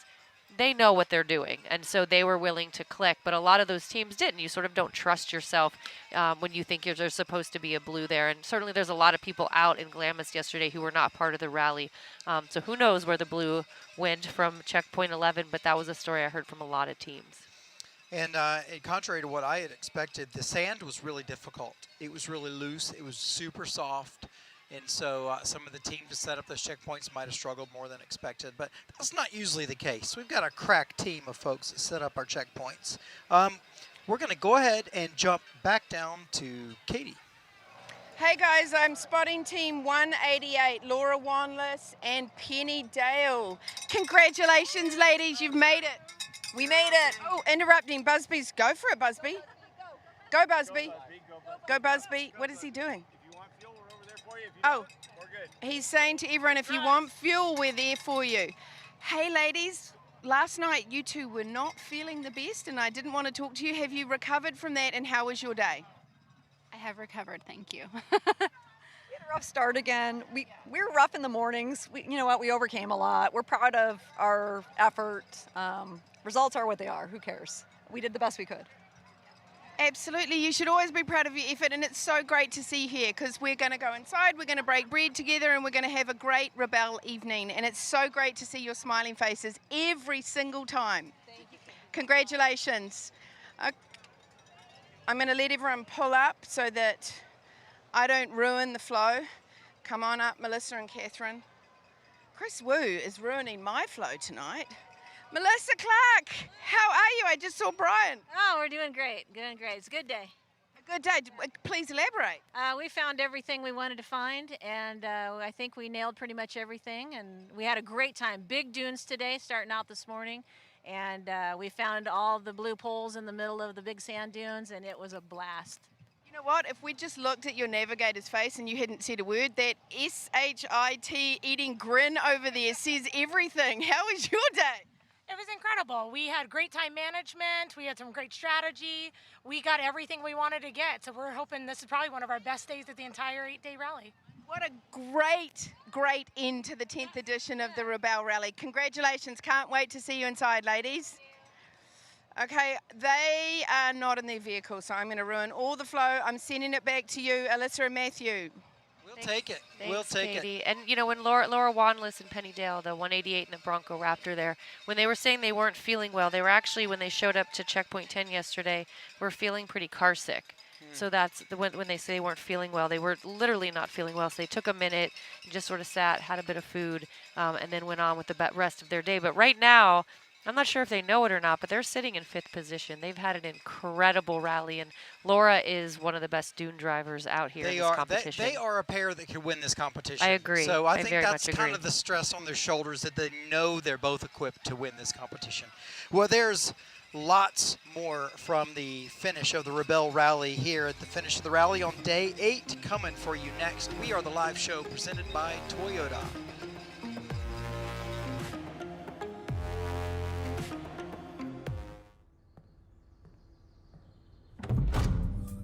This is what we do. We maintain and we obsess. It's hours in the garage and days slipping by. Trusting Pennzoil to protect what matters most. Taking care of the things we love. It sounds obvious, but when you do it right, you're protecting an engine for its lifetime. So look under the hood. You'll see what drives us. Engine protection for the lifetime of your vehicle. Pennzoil. Long may we drive.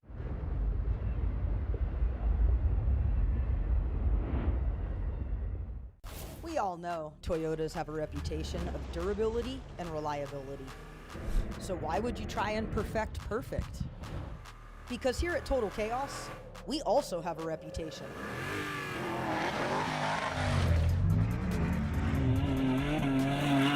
For 25 years, we've specialized in handcrafting the most durable, performance-based off-road suspension systems, making the best even better. Welcome back to the finish of the 10th anniversary Rebelle Rally, the longest off-road competitive rally in the United States. This was the final and 8th day of competition. We are at Base Camp 3 at Pirate Cove on the California side of the Colorado River. And there you see our finishers coming in to the final finish of this competition, and Katie Taliancic is down amongst them. Katie, what team are you with? I'm with 2-1-1, Kathleen and Jordan. Congratulations, you have made it to the finish line. How was your final day leaving Glamis? Oh, that was awesome. We did awesome in the sand. We really blew the enduro, but we laughed the whole way because at this point it's whatever, and then we hit every other. It's not the first time I've heard about your enduro issues. Yeah, today was bad. Today was bad. A little sleep deprived.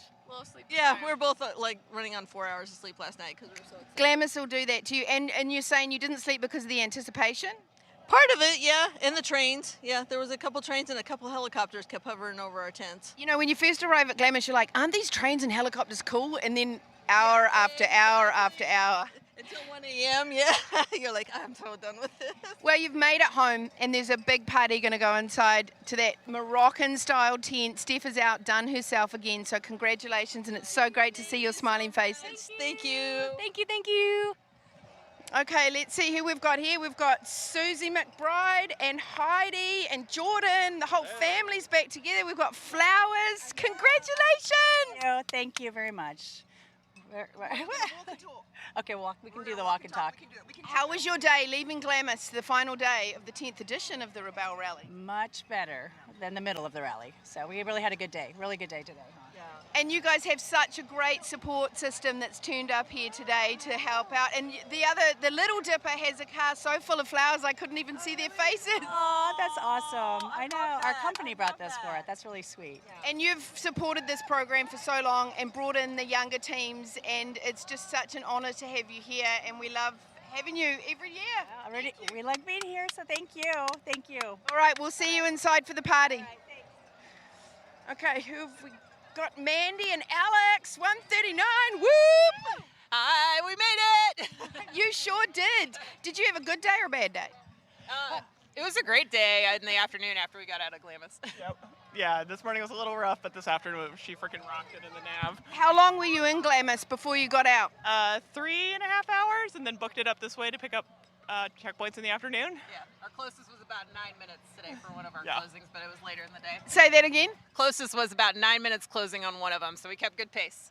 Well, you two have been so much fun to follow every year because it's just smiling faces and a positive attitude, and I love that you've made it to the finish line of the 10th edition. Congratulations. Okay, I'm going to send it back to Alyssa and Matthew and let these cars pull forward. There are so many people here welcoming their friends back from the 10th edition of the Rebelle Rally. That's great. Katie, it's so fun to see in those cars, see those kind of the system they've got all set up, the messes, all of it. Yeah, everything on, if you look inside this, if you go to the start line or the finish of those like first 3, 4, 5 days, you know, arguably even day 6 of the rally, and everything's so super organized. And then by today, our car was a good example of it as well. As we were driving back, I think Cody posted a photo of it on Instagram, and it just looked like a blob of all of our stuff, and everyone's stuff had become intertangled with everyone else's, and that's sort of what happens. Everything, it's like the best laid plans, and then day 7 rolls around, and you just hope you can find a compass somewhere in this car. That's great. We're about halfway through the cars, coming to the finish here on day 8 of the Rebelle Rally's 10th anniversary. And if you're wondering why over such a long day, so many of the competitors finish at the same time, the day is designed that way. So you have a start time, and this morning stars started to leave. Their start time started at 7 a.m. The top teams left first. So I believe everyone left in sort of descending order, reverse order. So the top teams were first out of camp, and then you have a 10-hour time limit. This finish line opened at 3, so you weren't able to come back and click before 3 without incurring a penalty. And then you look at 10 hours from your finish. And so that's why you're seeing so many teams show up at the same time, because they were 1 to 2 minutes off the start from each other. And so in theory, they would all arrive here at the finish 1 to 2 minutes off of each other between the hours of about 3 and 5 p.m. Well, that makes sense. So you're saying they're not just following each other around? They're not just following each other through the desert. That's a very good point. Yeah, that was what I was trying to say. Matthew just said it much more succinctly than I did. Great. We see one of those short wheelbase Defenders there. Is that 1.6? Yeah, I think that's the 1.65, right? Or that's not what I'm seeing. Is it the 1.85? I believe that's the one. No, because they're in a. Who is that? Why can't I see the number? I need her to pull up just a little bit more. Is that the 105 of Laura Henson? Yeah, that looks like, yeah, that's Laura Henson and Holly Cloud in that 2022 Land Rover Defender. They call themselves the Blackwater Bombshells. They're calling themselves packed in there because a 2-door Defender with all of the things you need for the Rebelle will be a tight fit. However, it's a nice little compact package for navigating around on some of the really dense roads and tight roads they use. Let's go ahead and jump back down to Katie. Hey guys, I'm with our rookie team 105, Laura and Holly. Congratulations. You have just finished the Rebelle Rally. How do you feel?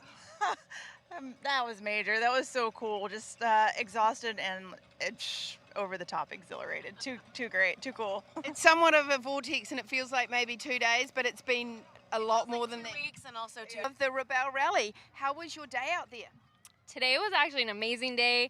Sedona was on point with her checkpoints. She plotted perfect, took me straight to them, and we only missed 1 checkpoint today, so it was awesome. You only missed 1 checkpoint, Sedona? Yes, we were trying for all of them, but there was time constraints, so we just wanted to make a smart move. And so, yeah, we just missed 1. Moms here, they know how to multitask.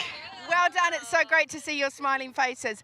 One of our Ford teams there, and we've got another one here. Carissa and Trista, we keep missing you. You are really difficult to catch. Like every time I get up in the morning, you're gone off the start line before we go live. So let's walk and talk and take a minute. I want to know about your entire rally. Oh my God. Our rally was wild. We had some severe ups, severe downs, and literal ups and downs. Yeah, it was absolutely incredible. And these last 2 days, not knowing how we did, just knowing that we needed to push it as hard as we could because we've got some absolutely fierce competitors, most of them on our actual Ford team, that it's just like this really crazy competitive camaraderie. And we just had to leave it and put it all out there and do every single thing we could. It was pretty obvious you were putting it all out there. Yeah, we changed our strategy a little bit. We were like, what's working, what's not working. There were some things that were consistently tripping up all of us as top competitors. And we were like, well, if that's still the case, we've got to adjust to those things. And we just put it all out there the last 48 hours. And touch on that a little bit, because the Ford team is a tight group, but you're all actually in the running together. So that must be a bit of a psych out. I mean, I don't know that I'd enjoy that. How do you manage that? It's hard. I mean, we genuinely like each other. We Yeah. are. Last year, we were rooting for Shelby and Rory so hard to get them. I don't know. We all love each other, and we're all proud of each other for what we do.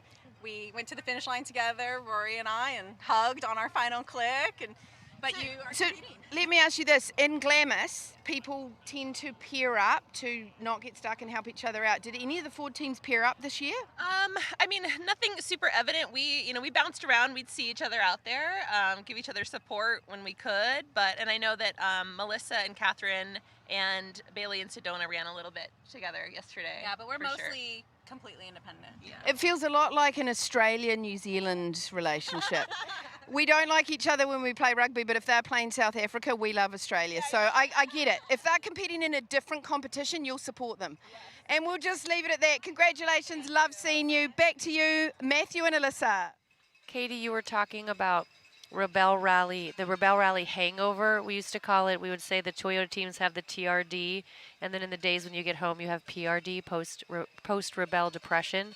And it's sort of a real thing, right? You're spending 9, 10 days, maybe 11 days if you were out at Czech for a couple days, in a group of hundreds of people. You're eating together, you're in a car together, you know, you're celebrating, you're dancing. We have another day tomorrow, and then suddenly you're back at home and you're by yourself or maybe with your significant other or your kids, and it's just, it takes a couple of days to stop wanting, you know, to eat dinner with 200 people, and you're constantly wanting to like turn to the person next to you and expect to have your teammate sitting next to you, sitting in the car with you. It really, there's a connection there that takes a couple of days to break. So yeah, PRD. That's what we would call our few days, our week-long entry back into the real world. Sabrina would actually come to Big Bear, and we'd spend a few days together just because kind of we decompress. we weren't ready to not be together for a few days. That's great. And some of these teams are going to go back in normal life and say, normal life, I'm ready to change some things. Well, we've just gotten a live update here at Rebelle Rally Live, presented by Toyota, from Chrissy Beavis, our head of competition and scoring, and she has let us know that the top 5 that you are seeing currently on your screen is in fact set. That is the top. Right. Not final. We're getting live updates about the live update. And so it's not final. Don't place your, don't place your bets in Vegas yet. But that's most likely it's more than a provisional final top 5, but it's not the final top 5. Chrissy and her entire team still have to go through, make sure there aren't penalties that we don't know about, or none of the teams have inquiries that they haven't figured out yet. Tara said she does. Tara Lynn says she is submitting an inquiry. I don't think it's going to make a difference if Tara Lynn and Nina Barlow have an inquiry to have more points than they currently have.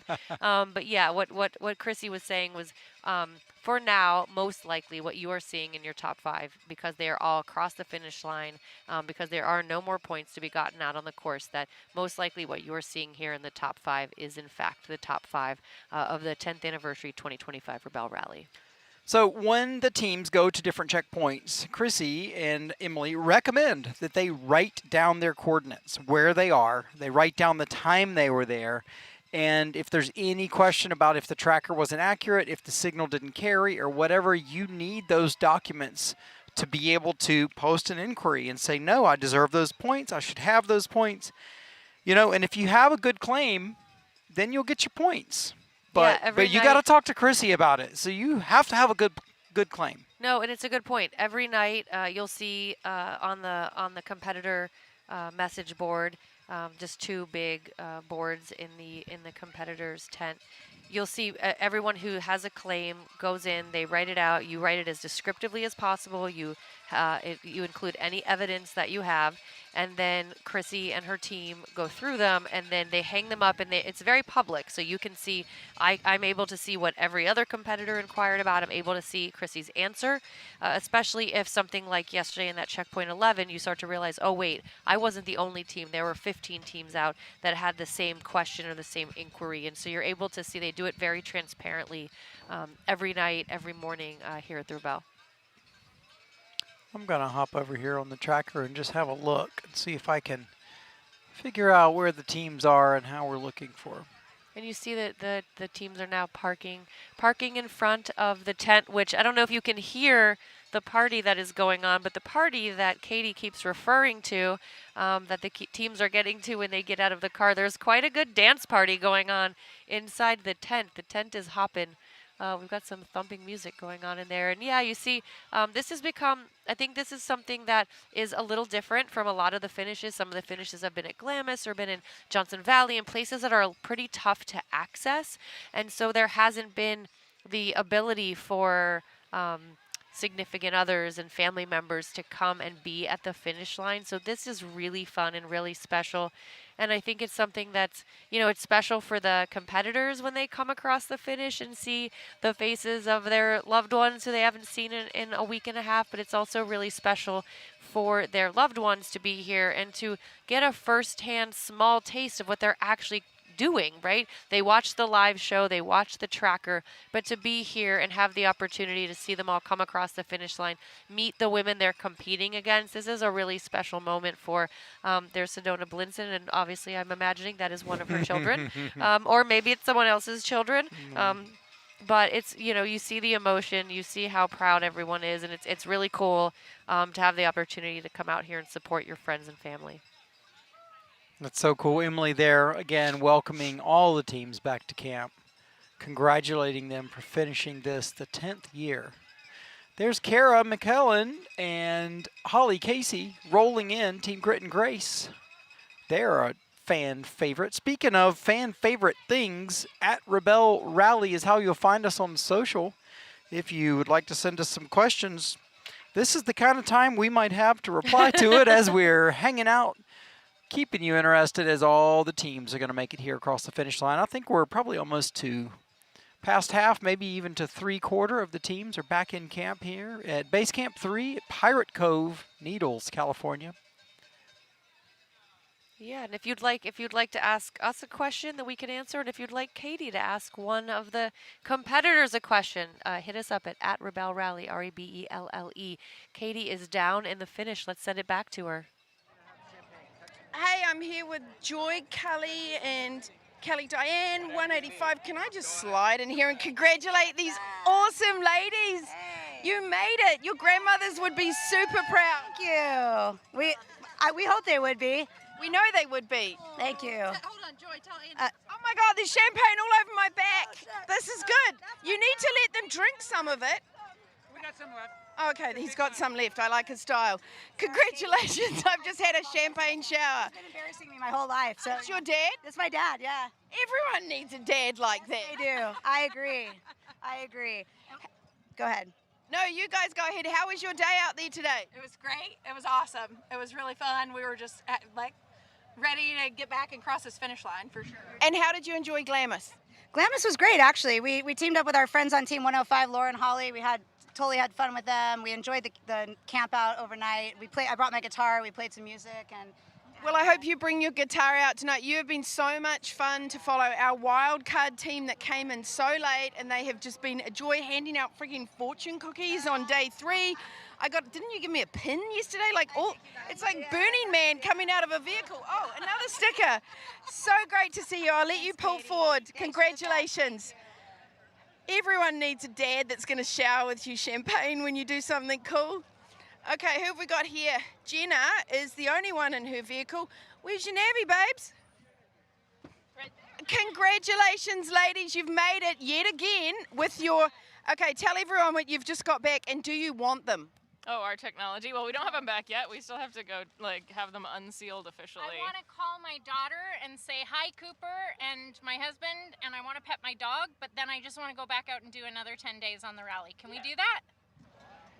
Live team, do you want to go do this for another 10 days? On that note, congratulations. You two are so fun to follow. We'll see you inside. We'll let them pull up and we'll let the other teams pull up. There's so many people here to greet everyone on this, the 10th edition of the Rebelle Rally. Back to you, Alyssa and Matthew. Liza and Jenna are a great crew to have around, as they all are. Yeah, and Katie, thanks for mentioning the live crew, because I think it's important for those who are watching at home to understand that it's not just the competitors who are away from their friends and family for, almost 2 weeks. It's the more than 100 people who make this event run, who pick up that tent and move it across across the state and set it up in a matter of hours. There's about I think 128 employees here at the Rebelle Rally who also are away from their friends and family, and I think are pretty excited to go pet their dog and then go back on the Rebelle for 10 days. So Katie, let's get back down to that finish line. Who do you have? I'm at the finish line with Team 150, Rory Lewis and Shelby Hall. Congratulations yet again. You have crossed the finish line of the Rebelle Rally. This has been a very different year for me following the two of you. It's like watching two girls in a sandbox. You made this rally fun for yourselves this year. Am I right? Was that your strategy, or did you just have a good time? It's always our strategy. First and foremost, we got to have fun in the car and fun keep going. So no matter what the day brings, you got to get up the next morning and keep doing it. So you got to make the best of it. Well, this year it really shined through. Your smiles are ear to ear, and it's so great to see you, and I can't wait to party with you in the tent, which is Moroccan themed. Steph has outdone herself. We are going to have fun tonight, and then we have a formal gala. No more falling apart shoes, dirty pants, all the rest of it. Clean clothes and a gala tomorrow night. Back to you, Matthew and Alyssa. I'm going to go find some more teams. Sounds great. Matthew, I think we're looking at the finish here. Yeah, it looks like Shelby Hall and Rory Lewis are right now sitting in 6th place. So a really, really great finish for them. And I knew they would climb up just a little bit more after the last 2 days, because Shelby is a phenomenal driver. You know, arguably one of the top 3 drivers in the dunes, in the sand here at the Rebelle, and Rory certainly no stranger to navigating them. And driving a Bronco Raptor on top of that, that's going to be a good tool for that. Even as such, they're only 7 points into 6th behind Laura Wanless, who was only 2 points in 5th behind 4th place. I mean, I just cannot get enough of how close this event has been this year. This has been one of the most, if not the most competitive Rebelle Rally in the 10 years. And that's because, not just because it was competitive at the top, but because it was competitive, you know, all the way down through the top 20. But man, 2nd through about 7th or 8th position was really anyone's rally to take, especially over these last couple of days. If you add another day, you may very well change the leaderboard in the top 10 significantly. Matthew, don't give Emily Miller any ideas. She has already added another day, although if you heard her interview yesterday, she will argue she only added half a day because she added a slightly less longer prologue and then another day of competition. So I would argue that she did not only add half a day. This is a tougher, longer rally, and it's an extra day is, you know, it is that I think that has been the biggest mental challenge for the veterans. The rookies didn't know. You don't know what you don't know. You don't know what you didn't experience in those first 9 years. But the seasoned competitors, I think that day 5, day 6 really got to them, because they realized, oh my gosh, we have another day. I'm at day 6, but I still have 2 more days of competition. And so that was a hurdle for some of those women who've been here to the Rebelle Rally several times to get over and to move past that mental block. Indeed, and some of the early on days were difficult in and of themselves, and then you add like a wet sleeping and like pouring rain and like cars all muddy and like just stuff like that just makes it harder, which is great, which is what it's about. It's about enduring. And it's about this. It's about the celebration at the end. It's a lot more, it feels a lot more, you feel a lot more proud of yourself when you know you've gotten through something, right? And you didn't quit. You didn't give up on yourselves, and you're not just here at the finish, but you know there's something every one of these teams can take from it. Maybe they won a day, maybe they finished in the top 3 of a day, but every single one of them made it here to this finish and this celebration. And let's get back down to it. Katie, what team are you with? I'm here with Brittany and Lisa, Team 163. They're running our Total Chaos, and they were sponsoring yesterday's event in the sand. I'm standing back because Emily Miller is congratulating them, and she congratulates. Hold on a second. Congratulations! This is the 10th edition of the Rebelle Rally. Everyone is so stoked for you. You've actually pulled it off, and I want to congratulate you personally on live, of course. Thank you. Well, we pulled it off. It took a lot of people. It took a lot of support, and it took all these teams and all the people that supported them. So I just want to say thank you. 10 years ago, they said she couldn't do it. They laughed at her. They said, no effing way, and here we are. Congratulations. Awesome. Now, we didn't talk to them. Hold on. Oh, whoops. I got diverted. Brittany and Lisa, we've got... Oh, I've just cut off Maria guitar yet again. We've got a rookie and a legend. How was your relationship in this awesome rally? Oh, it's been great. We've been friends for 10 years, and we were a little bit worried of which way this rally would make our friendship go, and I think we're just friends for life. We made it. I thought that was an awkward question, how was your relationship, but thank you for answering so beautifully. But you know, you never know. I had some bets on people that wouldn't get along, and now they're doing really great. So it's all about team camaraderie, and when you come in with a rookie, it's hard. So congratulations, you've made it, and let's go into the tent and have a party this evening. Thank you. We're excited. So fun to see all these teams finally making it back. Did we get 155? Yes, we did. 117. Tina, how are you? I'm good. How are you doing?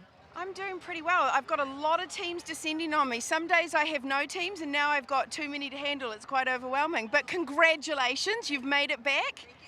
How was getting out of Glamis and finishing your last day on the Rebelle Rally? Glamis was amazing. I think the one thing that comes to mind is the idea that when we were training a year ago, we were so terrified of the dunes. And then this time we're like, oh, we just need to get over there. Let's go around there. Let's drop down here. Let's go over there. So it was fun.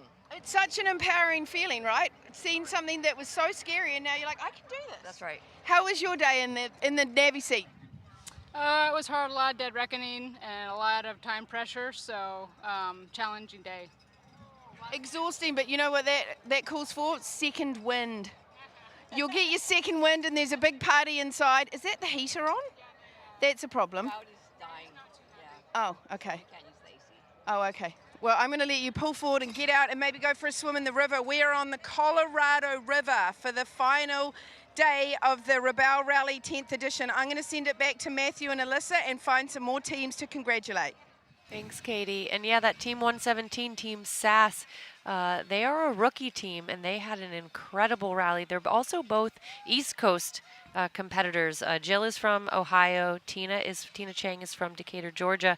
And so they were experiencing a lot of weather conditions and a lot of terrain, and then certainly the giant sand dunes of the Imperial Sand Dunes in Glamis. A lot of driving and navigating, very unlike what they are used to on the East Coast.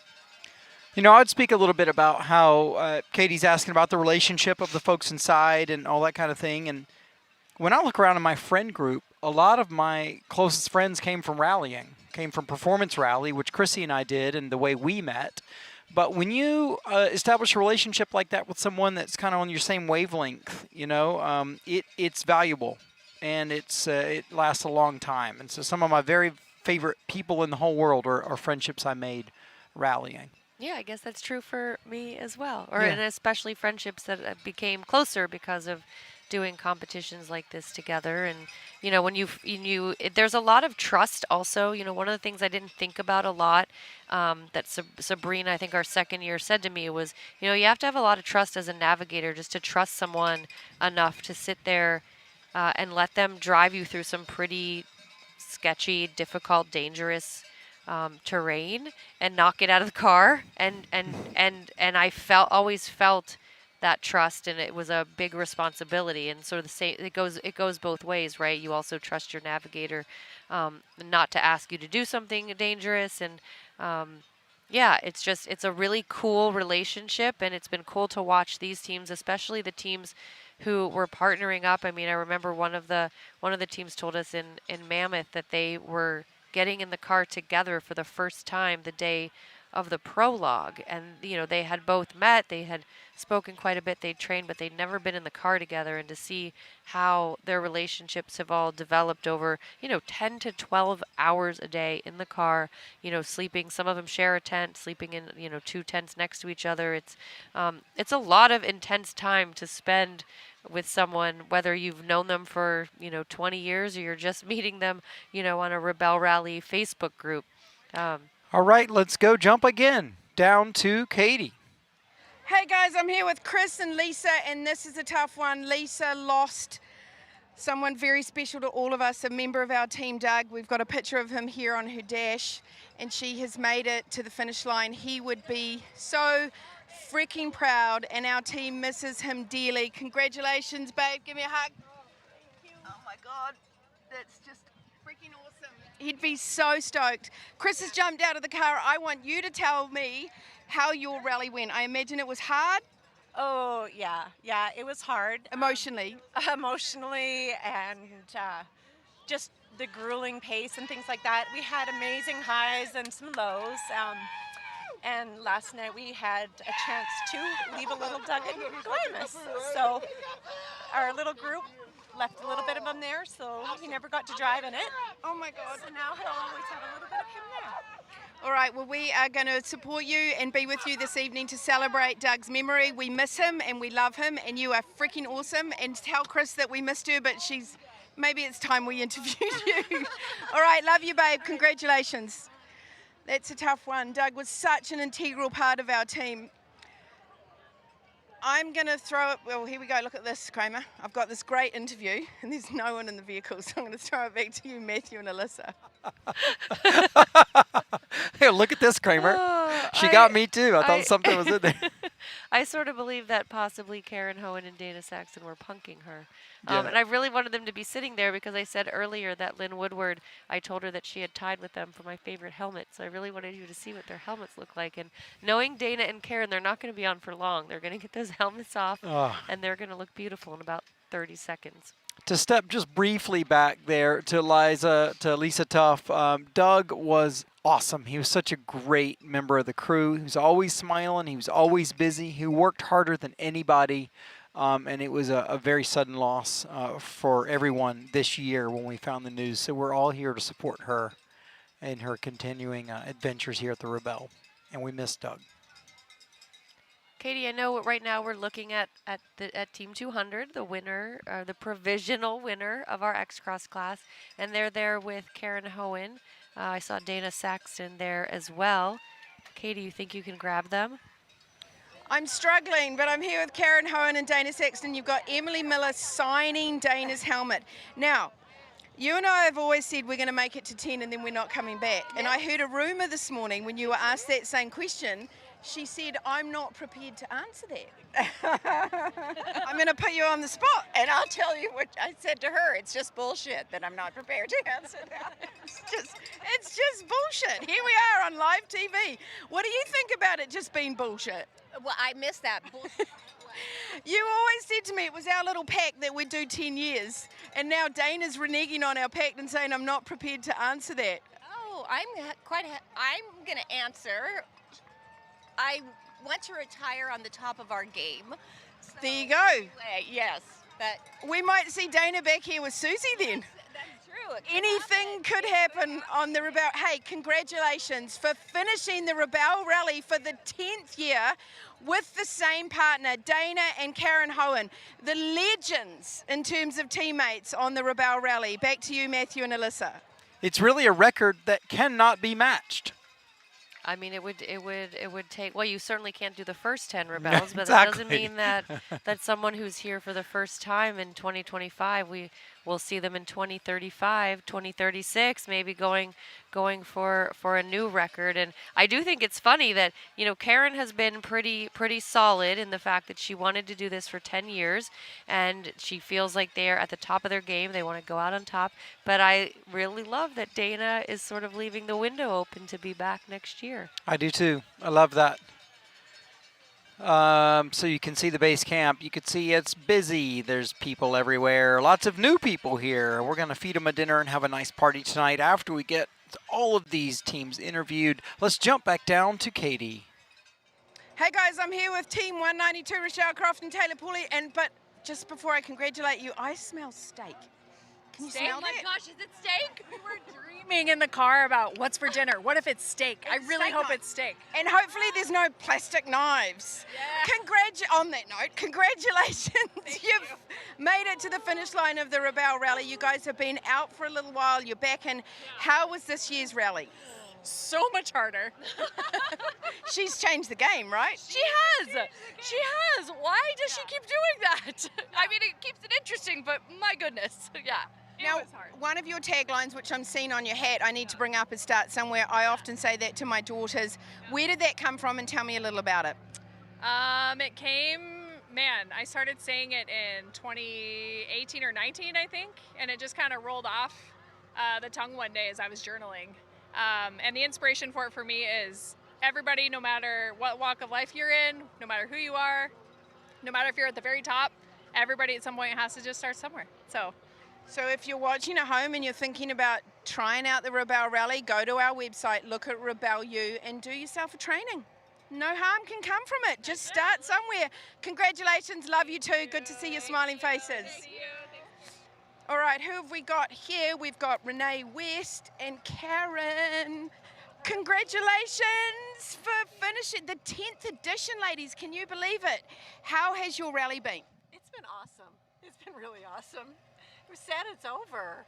You know, I was just saying that to our team for the first year. We're like, oh, we could maybe do a few more days. Yeah, well, no more days. No more days, but we're very happy to have been here, and it went by quick. But it was I think it was the most fun we've ever had on the rally. And the conditions were insane. I mean, mud, rain. I was telling her, I said, maybe we'll get rain, and she's like, don't wish that. I'm like, that's the kind of thing that makes the best stories. Well, she brought a rain poncho, left it in the tent the day of the rain, and I don't know if you saw Karen Hohen was wrapping her in a trash bag. Yeah, she had a trash bag. We cut a hole in the top, and she put it over my head, and that was my raincoat for the day. Hey, you know, a trash bag does a lot of things. I cannot wait to see you guys inside. It's steak night because I can smell it cooking. Drew always does a steak night on Friday. I forgot about that. We're going to have a great time tonight. It's so great to see both of you at the finish line. I am not going to talk to, this is the daily driver. So they lost their vehicle, and now this is the vehicle that was literally in their driveway, which is what Emily's premise was for the entire Rebelle Rally. When they're back in their vehicle, I will come back and chat to them. Back to you, Matthew and Alyssa. Thanks, Katie. And you know, you were mentioning if anyone at home is watching and thinking this looks like a heck of a lot of fun, this looks like something I'd like to be involved in, head over to rebellerally.com. And we did in fact check and make sure that yes, if you just click on 2026 Rebelle Rally, there is an interest form, and apparently there is also a 100-meter dash taking place here at the Rebelle Rally. I think that someone, I don't know what team this is about to time out of her finish. So either the navigator or driver has gotten out of the car and is sprinting to the finish, hopefully with her clicker in her hand. You may see another chasing her when they realize, why is she running? Oh, I should be running. I think this is what happened. Either that or she's really, really excited to see whoever she has at the finish. But This happens in performance rally as well. When you get to a control, if you don't roll up to the control on time, you've got to run the time card into the control. Yeah, that's exactly what's happening. You see it there in her right hand. She has the YB tracker.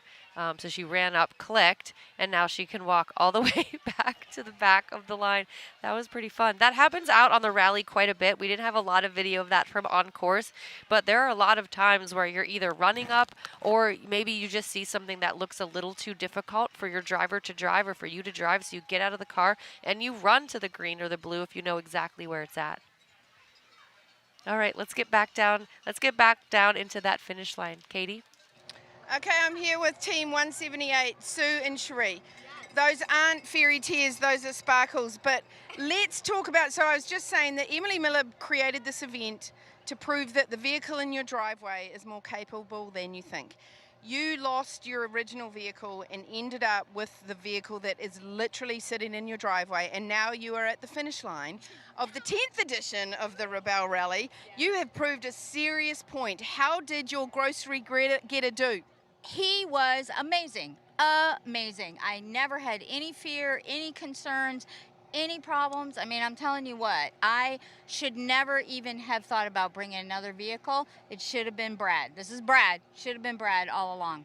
So if you're at home watching and wondering whether or not you should enter this competition, and you have a vehicle in your driveway and you're wondering whether it might get through the Rebelle Rally, this is evidence right here.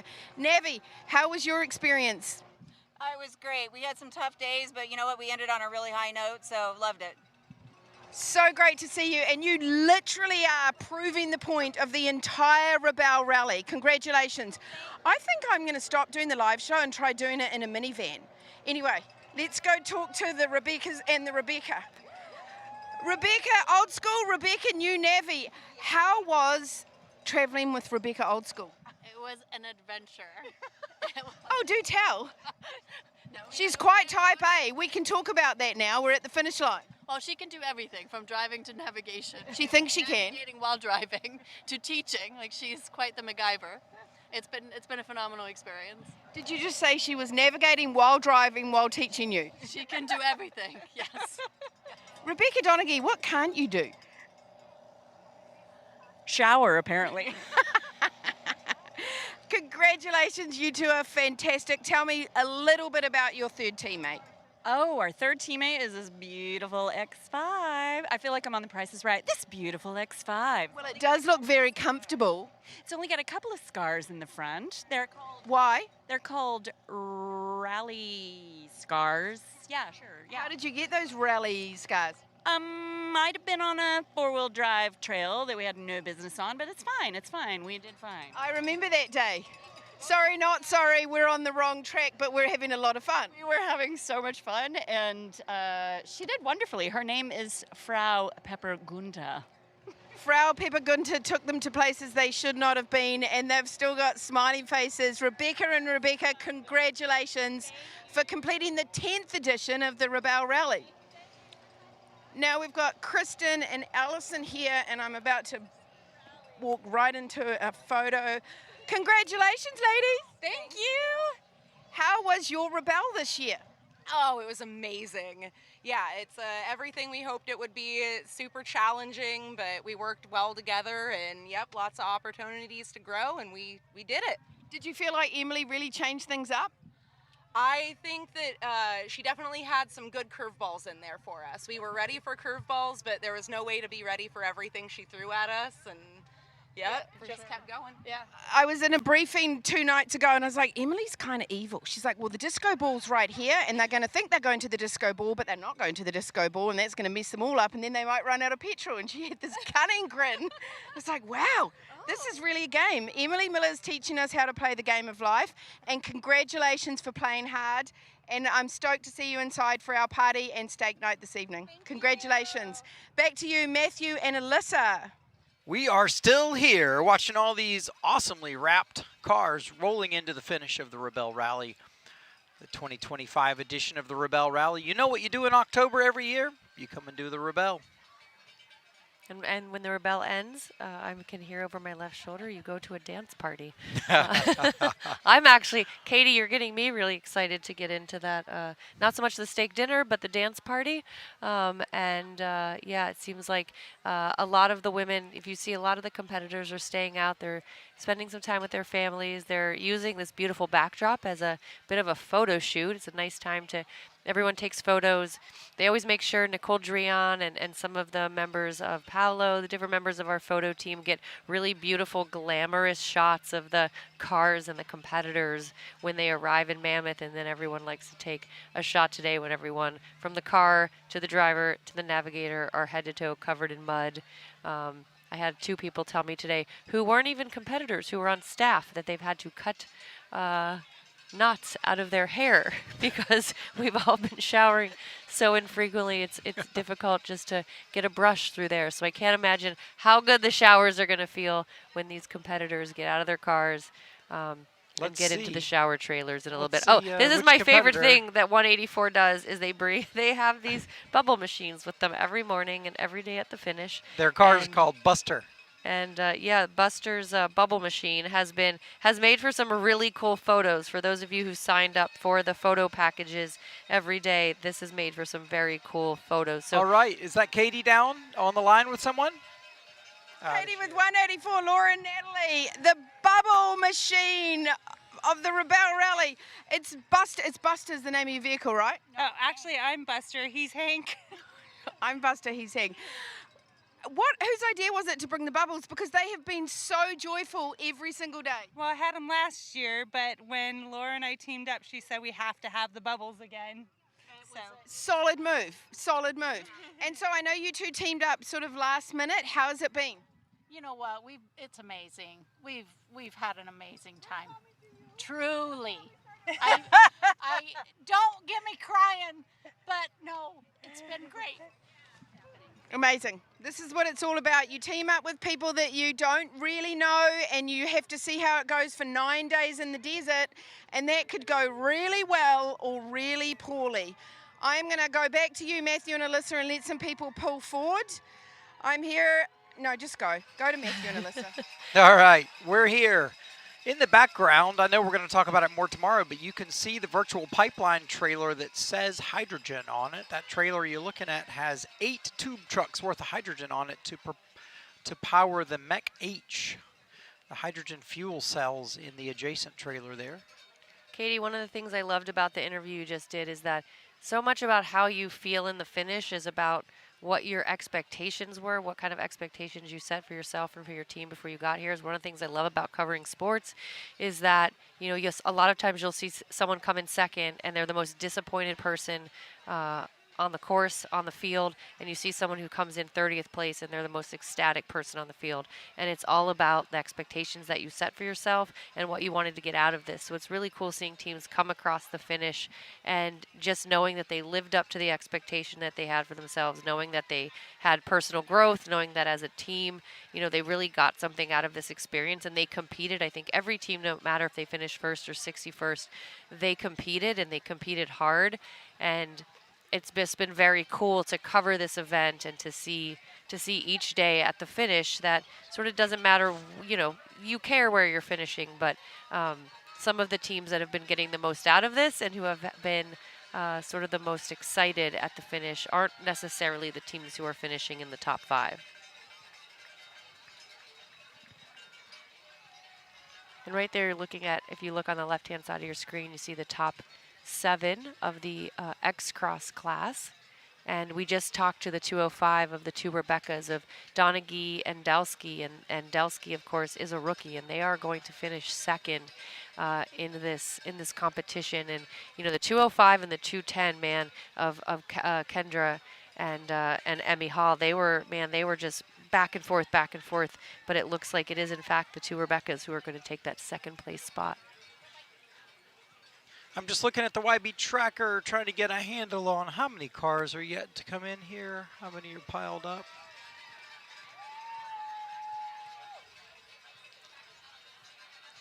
There we see Emily Miller.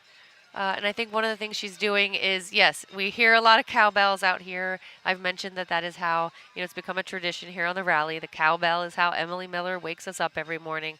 And then I think today Pirelli made some branded cowbells, and Emily is handing one at the finish to each of the women. So, you know, I feel like tomorrow morning maybe everyone will run over to Emily's trailer and wake her up with a cowbell. Let's all get her back for 10 days of 4:45 a.m. cowbells. That's a lot of fun. What a cool looking Jeep. Another one that got super covered in mud when those Pirelli tires were slinging mud all over the other day. Let's go ahead and jump back down to Katie. I'm here with Team 102, Angela and Adriana, but first, Alyssa, that's a terrible idea that everyone has cowbells tomorrow morning for our first sleep-in. I'm just saying these... Alyssa just said, let's ring those cowbells for Emily tomorrow morning. I said, that's a terrible idea. That's a great idea. At the same time? No. Anyway, congratulations. You have just made it to the finish of the 10th edition of the Rebelle Rally. How was your rally, ladies? It was rough and really fun, and the driving this year I think was a little bit more difficult, which was really fun and great. I enjoyed it very much. Every day I'm like, oh my goodness, they're going to come back so angry, and the drivers just had the biggest grins on their faces. Yeah. You know, there's few events out there that are just for women that we all get to show off all of our skills, and these ladies are all so amazing. It's really fun to be out on course with them. Well, we've got Drew Diekman in there cooking steak, and we have a huge party to celebrate the friendships that we're all making. It's so great to see your smiling faces, and I can't wait to have a good time in the party tent tonight with all these Rebelles. Now, we've got one of our Toyota teams here talking to their support group. Mika, how are you? Congratulations, ladies. You have finished the Rebelle Rally 10th edition. How has it been? We love following our Toyota teams. It's been a lot of fun. It's been a lot of fun. I'm so glad I had this experience. Yes, it was the best. It was the best. We saw the most beautiful places, the most beautiful views. Feeling so grateful to be part of the 10th edition. So Emily creates the most challenging courses, but then her whole strategy is you pull over a hill and you hate each other and suddenly you see something or there's 12 wild horses running next to you and you forget all of that. Did you have any of those experiences on this rally? I don't think we ever hated each other. Really, we were very lucky in that way. We were always on the same team and in the same place. And when we had opportunities to grow, we took those opportunities. But often we would come up over a view and we'd be like, yeah, this is right. Totally worth it. So I understand that the whole Toyota group this year had a focus on Kaizen, and you just proved the whole group right, because it's about being Zen, and you just followed through with that strategy, and that's why you've made it here together happily. Absolutely. Sure. We were Team Kaizen, heavy on the Zen. Would you like a patch? Oh, I'd love a patch. Thank you very much. Look at this. I've got a Kaizen patch. Thank you, ladies. It's so great to see your smiling faces. Congratulations. We love our Toyota teams. And here we go. We've got Eva and Azure, 142. Congratulations. We can walk and talk. You ready to walk? Yeah. Always. There is a lot of stuff on your dashboard. I've seen a lot of organised cars, and I'm just going to say it right here at the finish. This is an absolute gear bomb show. Talk to me. It's a full explosion here at the finish line because, you know, at this. Wait, there's sage. What is that plant? Well, we usually keep it in the bumper, but Chris Walker came along and threw it on the dash for us. You know, it's always good. But it's good to be at the finish line. It was an epic, epic week. And how is it having the band back together? Oh, it's the best. We have the best band. Love my driver. Love Big Booty Judy. Eva just threw her around in the dunes like no thing, and we had a great time. So. Big Booty Judy, that's the first time I've heard that. I like to call her Princess Aloha. But why is she now Big Booty Judy? That's what Azure likes to call her. She's got a lot of gear in the back. I'm going with Big Booty Judy. Have you seen what's in the trunk? No, but I'm going to open it right now. Hold on. Oh, that looks complicated. We're going to leave it at that. Back to you, Matthew and Alyssa. Yeah, and Big Booty Judy with a, right now, provisionally top 25 finish. They've had a fantastic rally. I love Katie's bravery. All right, then, let's just open it up and see. I know, I was imagining, not to bring it up, but what happened the other day to my bag when you opened the back of our Toyota Sequoia. It might have been on a hill. My bag might have fallen out. It might have fallen out into a ravine. I didn't do it on purpose. I needed max tracks, and your bag self-unloaded. It was fine. And my bag actually, in the photos, it looks like you were in fact using the bag as a max track. And so, yeah, Katie, nice try there. I actually now want to see what is in the back of, and it's also reminding me, I really love the creativity of all the team names and of all the cars names, and still one of my favorites is Team Honey Badger. Honey Badger's good. I don't know if it's going to beat Big Booty Judy. Let's go back down and see Katie on the line. Alyssa, this is why we're friends, because there's no way I'm walking away from this without finding out what's in the back of Big Booty Judy. It's a plastic bucket. But just in case you need the rule book, it's got a glitter lining right here. And I mean, I'm gonna let Kramer look in there. Did you get it all? Big Booty Judy. We had a good look there, Alyssa. It is carnage. And now we've got Emily Miller congratulating Kate Thompson and Lee Ruby. Hello and congratulations for making it to the finish line of the 10th edition of the Rebelle Rally. How has your rally been? You know, we've had our ups and downs, but today was fabulous. It's a great way to end. We hit a lot of checkpoints. We saw some wonderful views, and it's just awesome out here. And talk to me a little bit about your third teammate. Oh, she rocked it. Her name's Daisy, and she's done so well. There's some times when I was maybe a little too hard on her, but she kept on going. Did you apologize? I did. Well, there you go. That's all you need. And how is the nav today? How long did it take you to get out of Glamis? It actually was pretty easy for Glamis Park because it's all heading and distance, so she did most of the work on that one. And then once we got through, it's marathon night, so I was able to plot everything last night, so everything was smooth sailing. Well, congratulations. We have a big party about to boil up inside the tent with a Moroccan extravaganza. So go into Impound, do all the things you need to do, and we'll see you inside for a party. Congratulations. Okay, back to you, Matthew and Alyssa. Katie, I want you to show their wrap to some of the younger competitors and ask them if they know what that is on the back left on the driver's side bumper of their car. They have a tape. I want to know how many of the young people out here even know what the heck that is. A cassette tape. A cassette tape.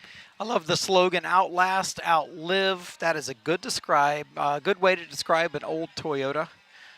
And this competition. Yep. As you can see, the sun is headed down behind the mountain there. Yeah, what a pretty sunset we're about to have. Congratulations, ladies. We have a lot of the teams are coming and standing over here at the live tent because they want to watch Katie's interviews. So we have Nina Barlow and Tara Lynn, Peter Wright were just here over our shoulder. We got to give them a little high five.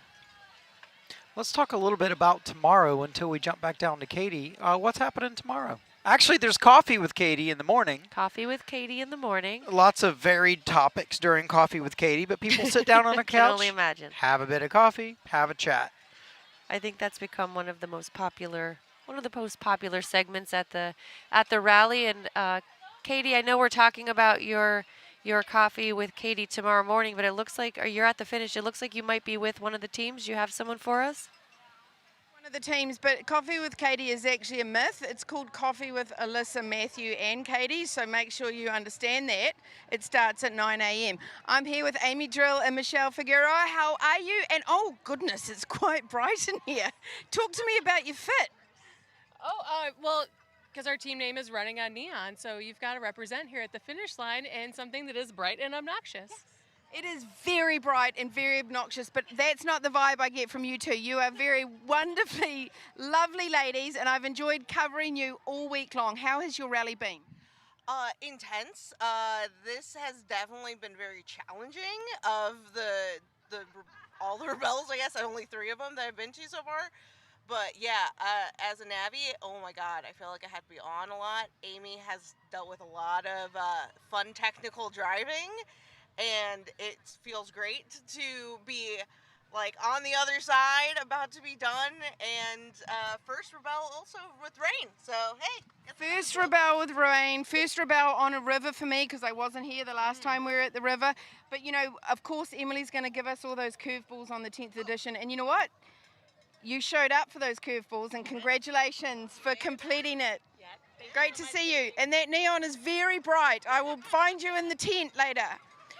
And now we've got Kara and Holly, Team 120. You have a huge following on social media. They have supported you from the beginning. I know that you're very humble about that, but I'm sure they're all very curious to know how you both did. You've not competed together before, but you're both still smiling. Yeah. It looks like there's great energy. How was your rally? It was incredible. It was everything that I had planned for whenever me and Holly decided to go on this crazy adventure together. So it was great. And I know Holly is a stellar navigator. How did you find the curveballs that Emily Miller threw at you this year? Very hard. But I'm sure you showed up for them. Yeah, it was a huge challenge. We wouldn't keep coming back year after year if it wasn't a new twist, new challenge. But, you know, the same old thing, we would get bored and move on. But this is wonderful. She provides a great rally. Yeah, this is like Survivor All-Stars. Survivor All-Stars. And over 10 years ago, Emily Miller told a bunch of people she was going to do this, and they said, there's no way you can do it. They laughed at her. You won't even get the permits. And here we are. Let's go in tonight and celebrate. Thank you so much. Great to see you. Okay, we've got Emmy Hall. Is she doing an interview with someone else? That's rude. Emmy Hall, congratulations. We are at the finish of the 10th edition of the Rebelle Rally. You two are legendary Rebelles. Here's the thing, you guys missed a golden opportunity by not putting a camera in our car and going live from this car. We're putting a camera in your tent tonight, honey. No, we're sleeping in a hotel. Get out of here. Hey, you don't even know there might have been a camera in your car. The live show does what the live show wants to do. Oh my gosh. Well, then listen, we made up so many songs. Yes. We laughed all the time. We laughed all the time. Do you remember one of those songs? Well, yeah, we're like, disco snail, you go to San Francisco where the disco's off the rails, you do the after parties in the garden where we eat your fucking kale, and then they go, And this is called When the Wheels Fall Off on the Rebelle Rally. 10th edition, and of course Emmy Hall's the one to prove it. Did you have a great rally together? I know you haven't competed before, but I've not seen anything but positive energy flowing out of this vehicle. We had the best rally together. I had the best time ever. It was so great. We laughed so much. We had so much fun. Yeah, I mean, like we weren't perfect by any stretch of the imagination. Like, Emmy, you are perfect. No, I mean I am, but like we had some wide misses and we had some mistakes, but we were able to correct every single one, which was great. And we just every time we make a mistake, we're like, it's not how you fall, it's how you get back up. So if you don't know, Emmy was on the live show with us last year and other years, and we've missed you, but we've also really enjoyed covering you. Congratulations, both of you. 10th edition, Emmy Hall had to compete in the 10th edition. And we've got Lisa and Katie with their crystals and Chris Wu. That's right. Congratulations. Two of my favorite people from Kansas, but they're in different states. We're not talking about that now. Tell me how the freaking 10th edition of the Rebelle Rally was for both of you. It was stellar. I mean, I said that word earlier, but it was really tough. The hardest challenge this year, I think, was time management for sure. But then today, it was also tough tracks mixed with some dunes, mixed with a long transit in the middle of the day where your body's like, it's time to stop. Yes. But it was great, and we weren't going to miss this year because how do you miss the 10th anniversary? So it was great. Well, now we're all grappling because we're like, well, we made it to 10, now we've got to make it to 20, right? Now we got Well, yeah, because I'll be 71 at the 20th. Cold? There's a big bottle of champagne in there. Is it not cold? It's cool. It's lukewarm. It's lukewarm. And what is the opportune moment to open it? When you actually cross the finish line? Yes. All right, well, I'm going to let you continue. It's so great to see both of you. Thank you. Stellar competitors. Congratulations. Okay, back to you, Matthew and Alyssa. Thanks, Katie. Make sure whenever they open that, you get a couple of glasses and you bring it over here. Matthew, last night, Katie and I sat over at Busby's gas trailer, and we were calling ourselves the Rebelle Rally cheerleading team, and we were cheering on all the teams as they came in, and then we realized that there's another reason to sit over there every day because the teams bring him gifts. Yeah. So we were getting chocolate. Maybe, if there was a little bit of a speakeasy happening over there. And so that was a rookie mistake on our part to not spend more time in the gas line over at the end of each finish. And yeah. So something else I was loving there was hearing Emmy Hall and Kendra Miller singing, because I think a lot of the teams make up songs to kill some time, especially on those long commutes. So Katie, if anyone else has any good songs for us, I would love to hear some more of the rally, sort of the rally entertainment. No one turns their radios on, right? And so you're sort of making your own entertainment. Yeah, I wondered about that. Do you not listen to music? I know, no. your GPS is covered up, so you often can't interact with that. There's sometimes, depending on the car you have and how new it is, you might not be able to access any of your entertainment. But no, you are so head down. You're communicating the whole time. Often your navigator is doing math and plotting while you are driving. There's no opportunity to listen to music. So no, you don't listen to music at all. So you sort of make up your own. You make up your own songs. It looks to me like Katie is down there with 116 set up. They were one of the ones that were vying for the top rookie spot this year. Are you indeed ready, Katie? I am ready. I am here with Team 116, Jillian, Daisy, and I don't know if many of you won't know, when I first decided to do the Rebelle Rally, I Googled how to four-wheel drive in America, and I found this gentleman called Tony who trained me down in North Carolina, and I met his wife, and her name was Kat, and I told her she had to do the Rebelle. And this year we lost Kat, and it's hard to say that, but her best friend has just completed the Rebelle Rally, and she would be so freaking proud of the two of you. Yes. Congratulations.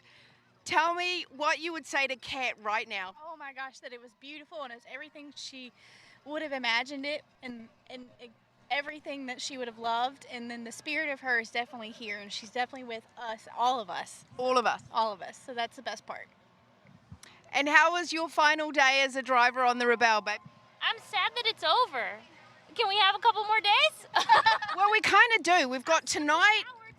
Yeah, we've got tonight and all of tomorrow to celebrate, and Kat's honour, because she was such an incredible woman and she desperately wanted to do the Rebelle, and we texted and texted. And Tony, if you're watching, we're all here in honour of your gorgeous wife.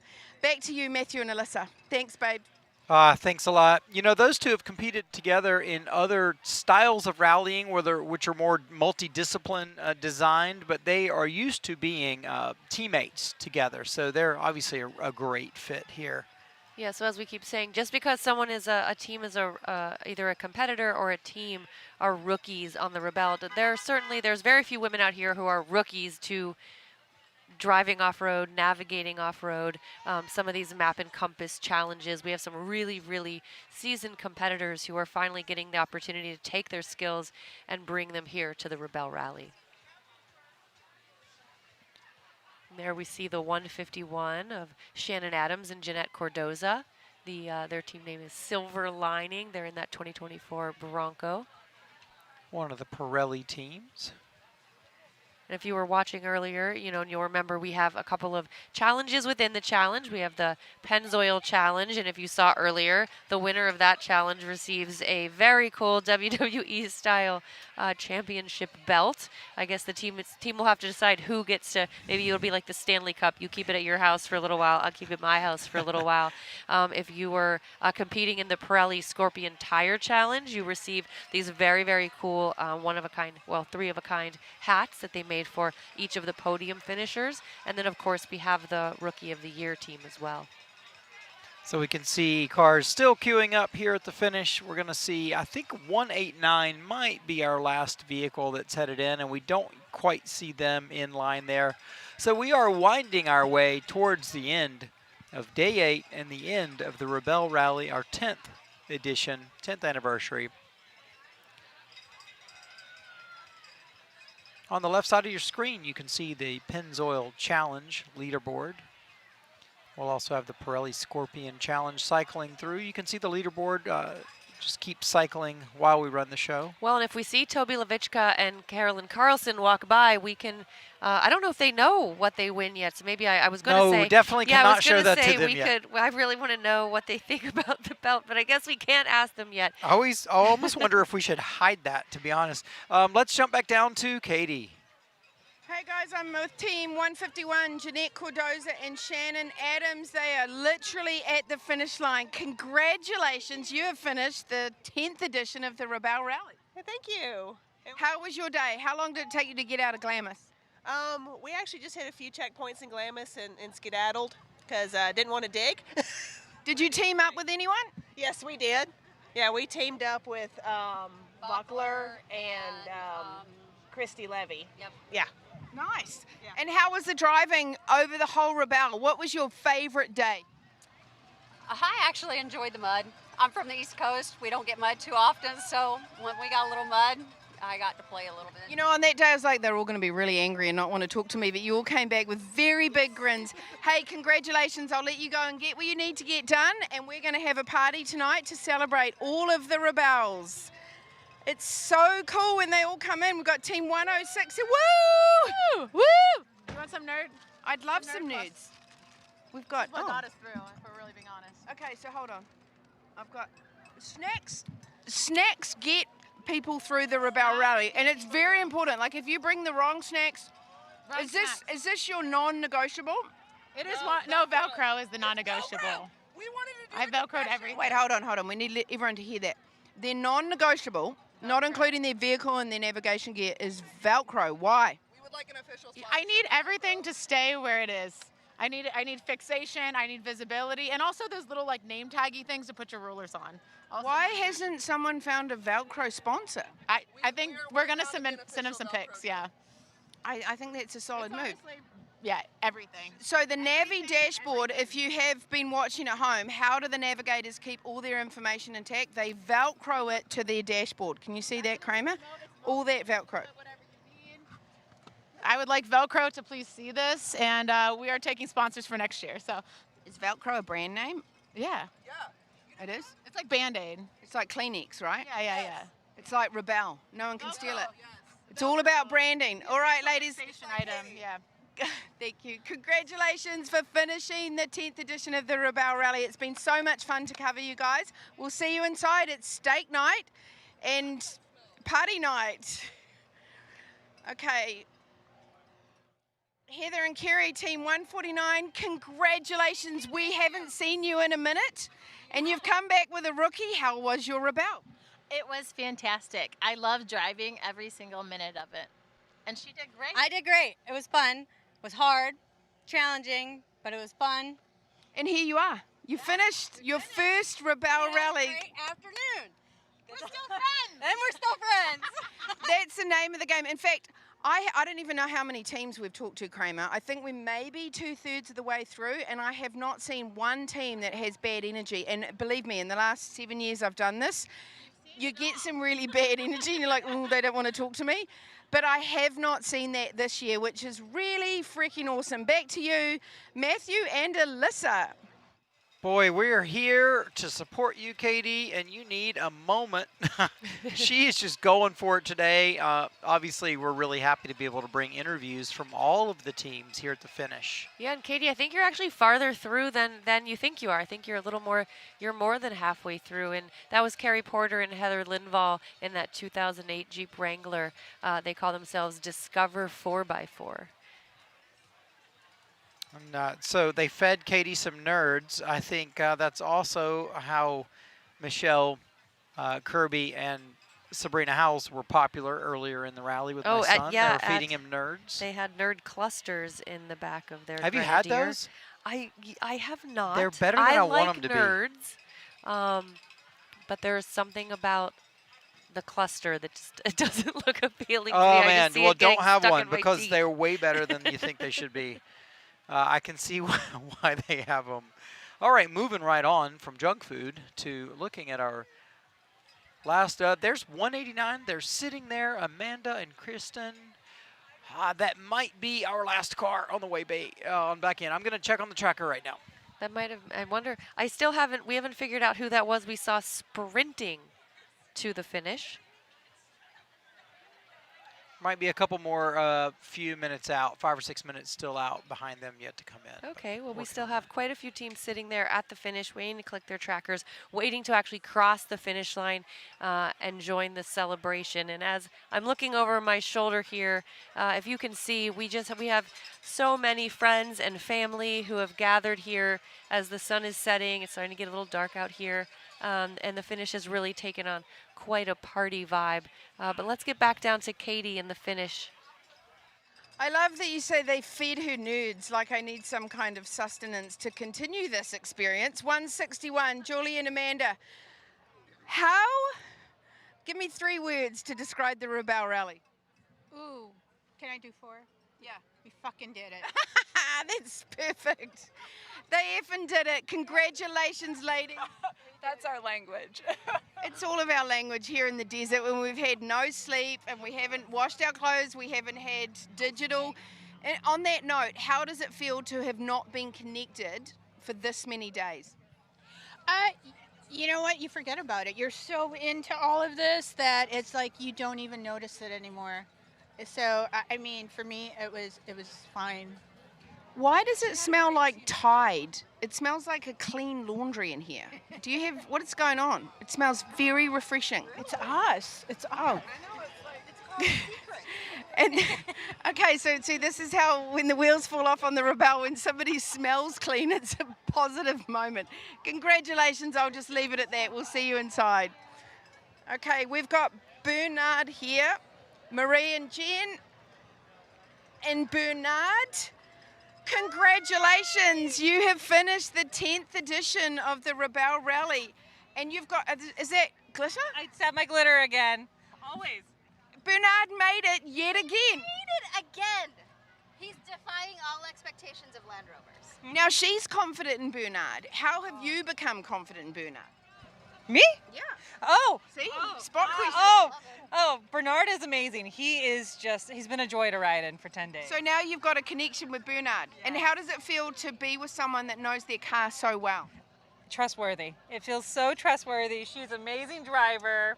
Thank you. And I couldn't have enjoyed my rally more. All right, well, it's always so much fun to see you guys roll in confidently and happily at the finish line, and this is the final finish line. Let's go in and have a good time tonight. I'll let you pull up. And who have we got here? Lacey and Brandy, team 177.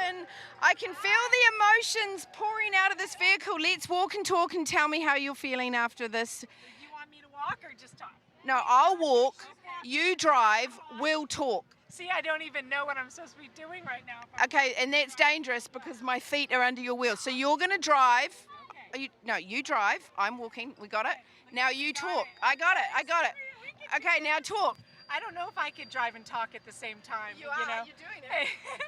It was awesome. We had fun. I think I broke my Jeep, but she'll heal. What's wrong with the Jeep? Well, we blew the top. We went under a railroad crossing because we had a few inches to spare, and a train came over, and the train bounced the railroad track crossing down into the top of the Jeep, and then the top won't stay down.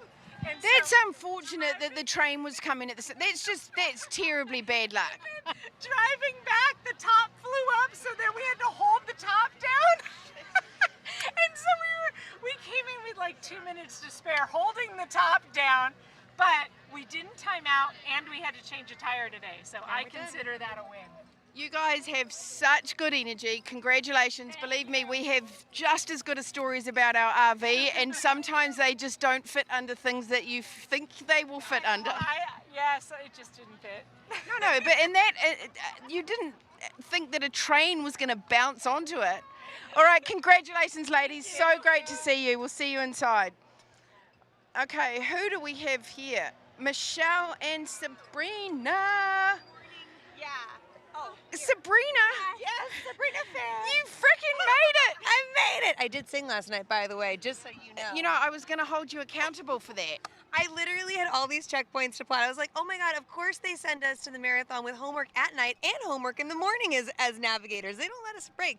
And I said, I'll be damned if I packed this guitar and don't take it out once. So I plotted like 10 checkpoints. I'm like, it is break time and we are singing. This is why we love Smell the Roses, Sabrina, because you don't let things get in the way of life. No.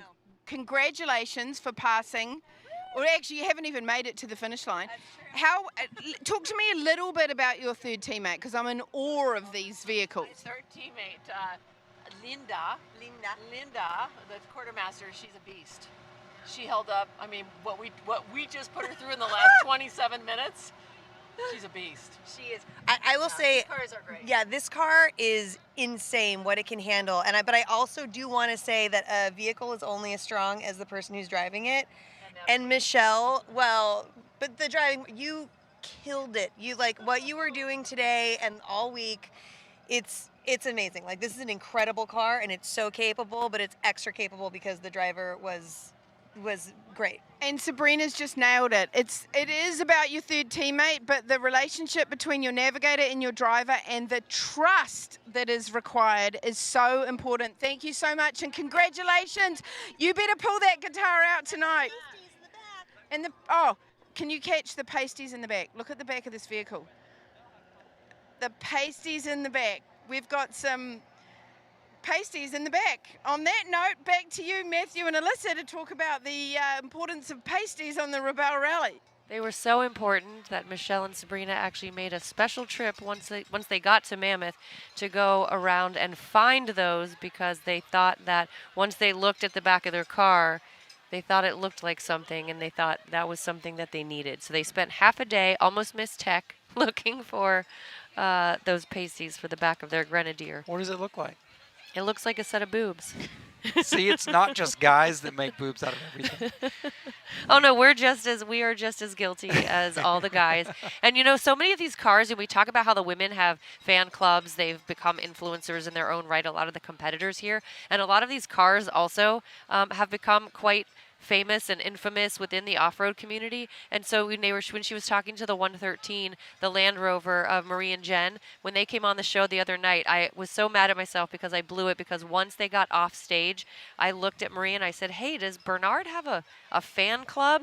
And she looked at me and unzipped her competitor vest. Oh, yeah. And underneath it, she had a T-shirt on that said Bernard's Fan Club and a picture of Bernard. And I was so mad at myself. And if you saw in their car, they were wearing I Love Bernard T-shirts. Yeah, it's great. It's great.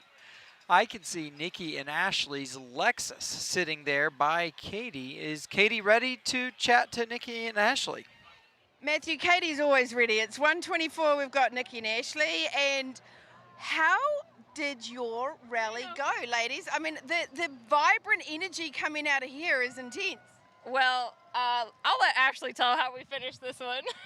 We literally finished with 12 seconds to spare. So we pulled up and I just... Did you have to run to get your clicker on? We did. We just came out and ran with my helmet on. I'm sorry we missed that. I know. She was just like, click, click, click. I parked the car, I jumped down, I looked at the watch, I was like, click, click. And then you hear other people down the road start saying, click. So she clicks. 12 seconds to spare. Man. What a fantastic way to finish this rally. Now tell me how your third teammate did. She took a little bit of beating throughout the days, but, you know, she prevailed. She was great. So, I mean, you want a higher clearance vehicles for a lot of that stuff so you can just move through things faster. We had to be a lot more technical, so we had to choose our lines wisely. Well, thank you for being one of the easiest teams to interview. And there's steak being cooked inside. Drew Deckman, Michelin star chef, is cooking us a hell of a meal. And then tomorrow, we're all putting on our best and going to the gala. So we go from grit to glam. This is it. The dirt and the dust is over, and we're all putting on our ball dresses for a party tomorrow night. Congratulations and thank you. All right, back to you, Matthew and Alyssa. Thank you, Katie. Always gets the best out of our teams here. They're always happy to see her because that's another thing that notates that they're at the end of their day. We would always say from glamis to glam, the glam squad. Get the sand off of you and the pretty dresses on. I think we're all going to be really glad we've been doing the 100-a-day push-up challenge by the time we get to the Rebelle. I have a shoe the situation I've got to Revelation. solve, actually. I planned that we were going to be in enough sand that I would just be barefoot. So you didn't bring shoes? No, not for my suit. I had a moment yesterday in the sand here. I was racing your child across the beach barefoot. He was not barefoot. And about halfway across the beach, I realized the half of the beach is just a briar patch. And so I started screaming. My feet were bleeding, and they were covered in briars. And so I took his 7-year-old Crocs, put him on my back, and walked the rest of the beach in Crocs made for a 7-year-old child. And I am so glad that one of the competitors ran up to us and took a Polaroid. So that is my favorite moment of the Rebelle Rally so far. Oh, it's all the in-between moments, isn't it? Well, these teams don't have as many in-between moments as we do because as you heard from Sabrina, she had homework and then she had morning homework. She's like, there's no rest as a navigator here. Those list of checkpoints never seem to subside. So here you see Emily talking to Marie Squared, and this I remember the other morning when Katie was talking to Marie Willard about her driver's side rear view mirror. That is I mean, if there's a competition for the best use of duct tape or just the most use of duct tape on the rally, seems like an excessive use of duct tape, but that made me laugh out loud the other morning when they had to duct tape their window back on. I think if you're coming to the Rebelle, Velcro, duct tape, ratchet straps. What else? Those are probably the 3 most key tools that you need here at the Rebelle Rally. Air Zip compressor, ties, plug zip kit, ties. tire plug kit. Tire plug kit. Those would be my top 5. But this is a great. My favorite thing about the mirror is we heard it being described like for a while before we ever saw a picture of it, and the tape was all hanging off of it. Yeah, and also just like imagining the sound that it was making as they were driving, and that they haven't or scissors. I would put scissors on my list of things to bring because I want to go over and cut that hanging piece of duct tape off of her rear view mirror. It would sound like the sound we hear in our tents every night on a windy night. Well, it is still there, so they won that game of hanging on to that mirror. Yeah, good point. We did talk to a couple of teams. What was it on day 6? A couple of teams lost their 1 or 2 of their. Yeah, it was checkpoint mirrors. 8X. Checkpoint 8X. Yeah, Susan Piper wiped her mirror and snorkel off the side of her vehicle that day. I heard it was very, very tight with some trees and some loose rocks under.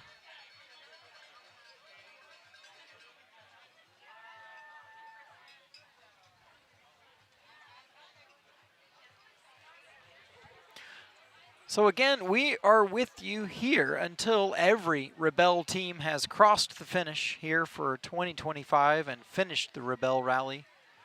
We have a lot to bring you tomorrow. Tomorrow is called, well, a fun, relaxing day, but it's called Revelation. There's lots of fun, different events.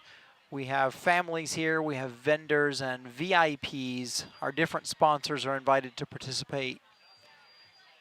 We have lots of fun challenges. We have the Busby games. And then we have our evening ending gala. All right, so as the final teams are approaching the finish line here at Base Camp 3, let's go down to Katie, who's in the finish. I am at the finish, and I'm here with 169, and that is a very, very risky promise, but we make it every year that we are not leaving until every single team has made it to the finish line. And I think that this year we might get it inside of 2 or 3 hours, because there's been other years where we have been here into the dark of night. Maria, how are you ladies? How was your Rebelle? Congratulations for making it to the finish line. I'm just glad that we did finish. No flat tires. That was the best part. It was a lot of fun. Took care of the navigator, took care of the tires. That was my commitment, and she's still speaking to me. Well, so same name after all, so you know. The same name always helps, and the same birth date always helps, but I have not had any negative energy out of any team yet. Now, we still have 3 teams to go, and they're... Better not be, well. Exactly, so I think tonight's going to be an absolutely fantastic party for the 10th edition of the Rebelle Rally, and congratulations for making it to the finish line. Thank you very It's great covering both of you. Every Rebelle this year has been just an honor to chat to. The stories behind all these women have been amazing. We've got no navigator in there. Kristen's gone. I'm going to get run over. I should have my yellow hat on. Amanda Walden, congratulations yet again for crossing the finish line of the Rebelle Rally. You're one of my favorite competitors because you always have such a positive attitude. How has this Rebelle been? And we can walk and talk. This has been maybe one of the toughest that I've experienced. True test of tenacity, will to win, and just to wake up and rinse, repeat, and try to get better the next day. But overall, the experience is exactly what I wanted. Now, you've competed with different partners. Talk to us about how that experience is.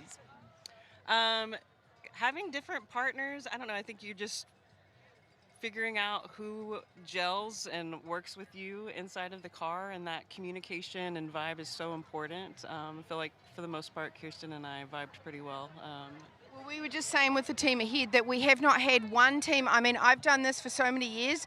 I step back and I'm like, how was your rally? And there's tears and they don't want to talk to me. I have not had this on the 10th edition, which is really great. So congratulations, and I can't wait to go inside and find out what really happened on the Rebelle Rally with all of you. Congratulations. Thanks, Katie. Awesome. See you inside. Okay, I'm going to go back to Matthew and Alyssa, and then we only have a few more teams. They've all rolled in conveniently early this year. Thank you very much. Back to you guys. Oh, wow, look how beautiful that is. Thank you, Katie. One of our prettiest sunsets of the Rebelle. We could see Carrie Lando's Subaru with some underlights, kind of lighting up the area if you need to do work on the car in the dark. Several of the evenings, these teams finished in the dark. Yeah, including this one for some of these teams. Yeah, that's when you start to see the light going away, you know you're getting desperately close to missing your last checkpoint, and you're thinking about what kind of light you have, who else is around you, who you might be able to team up with to get a little more light out in the desert, out in the darkness. It does sort of give you that, you start to run on a bit of adrenaline once the sun starts going down. It does change. It changes the topography. It certainly changes the navigation. Peg! Nothing that you can see. And so, yeah, we've got the 172. I was with Peg on one of her rolling Rebelle U trainings, and we went driving in a wash, and there was some things she was trying to figure out with the Jeep, and I just drove it for her for a while. I was like, do this, here's what I feel, and then she would jump back in the driver's seat, and we'd switch back and forth, and it seemed that she got a lot out of that. Yeah, and one of the things Katie was saying earlier is if you are interested in, you're watching this and you're interested in joining the Rebelle Rally as a competitor, you can go onto the website and fill out an interest sheet, but you also can sign up for Rebelle U, and you can sign up for Rebelle U even if you're not sure if you're interested in competing, but, great instructors like Matthew and his wife Chrissy, Emily Miller, they're going to make you better drivers, going to make you better navigators, and then you can sort of decide from there if that's something you want to bring to the Rebelle Rally or just something you want to bring to your everyday life. Well, let's jump down there. We're getting towards the end. Let's go back to Katie. I'm here with Team 172. Busby is telling everyone that if they need gas, they can get a top up. We need to remember that, live crew. But we've got Peg and Shah. Now, Shah got thrown in at the last minute because she was a sister. And her sister Peg said, you need to compete with me. And that was last year. This year, she's come back. But before we go talk to them, I just found out from Shah's husband, Tim, that this is their 44th anniversary. So let's go bounce in and congratulate her. Before I congratulate you on the completion of the Rebelle Rally, congratulations on 44 years being married to beautiful Tim, who I just met. Way to go. You got to meet him. Yes, it's great. That's a big deal, 44 years. 44 years we've been married, yes. So I was just telling everyone at home that you were thrown in last minute as a navigator last year, and you showed up in more ways than I can imagine anyone could for your own sister. This year you came back as a navigator. How was this year's rally? You two are amazing to cover. This year was so much different.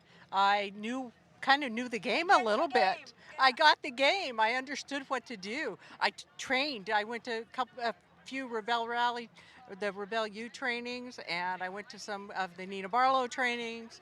I trained. I've got a funny feeling we're going to see you back next year. Absolutely, yes. Absolutely. Peg's just signed them up. Sorry, Shah, you're coming again. And that's just the way it rolls with sisters, right? I think so. All right, thank you. You guys have been so amazing to cover and always smiling faces. Congratulations on your 44th wedding anniversary. I can't wait to chat more to Tim in the tent, the Moroccan experience by Steph and her team. We have one more team that's stopped. So we're going to go back to Matthew and Alyssa and have a little chit-chat, and then we're going to talk to our very last team that's finishing the 10th edition of the Rebelle Rally. No, I didn't know this was I just sort of... I'm moving the whole arch.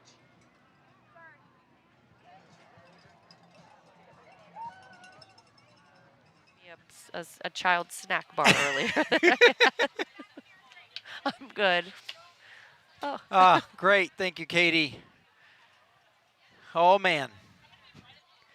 All right, like we said, if you're watching at home and you are waiting for your favorite team to cross the line, they haven't yet crossed the finish line. We are going to be right here. We are sticking with the finish line until every team has clicked their final checkpoint and finished the 10th anniversary Rebelle Rally.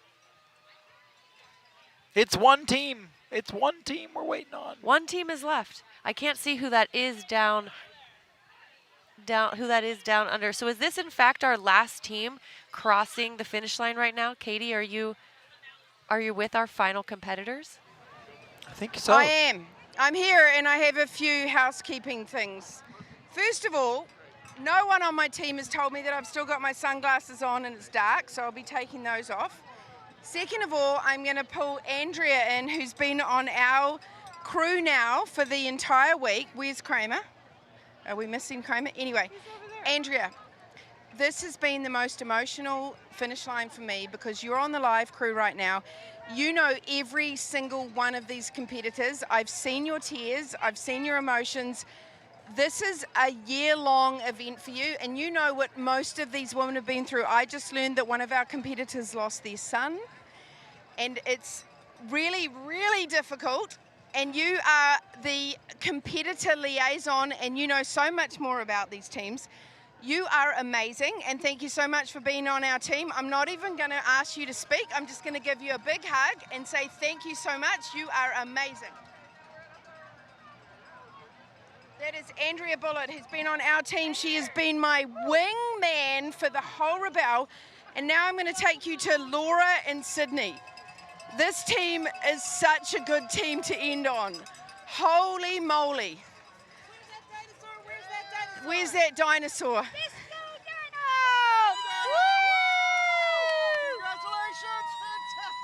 Disco Dino loved it! He's coming back next year! Laura and Sydney, this is the last team in.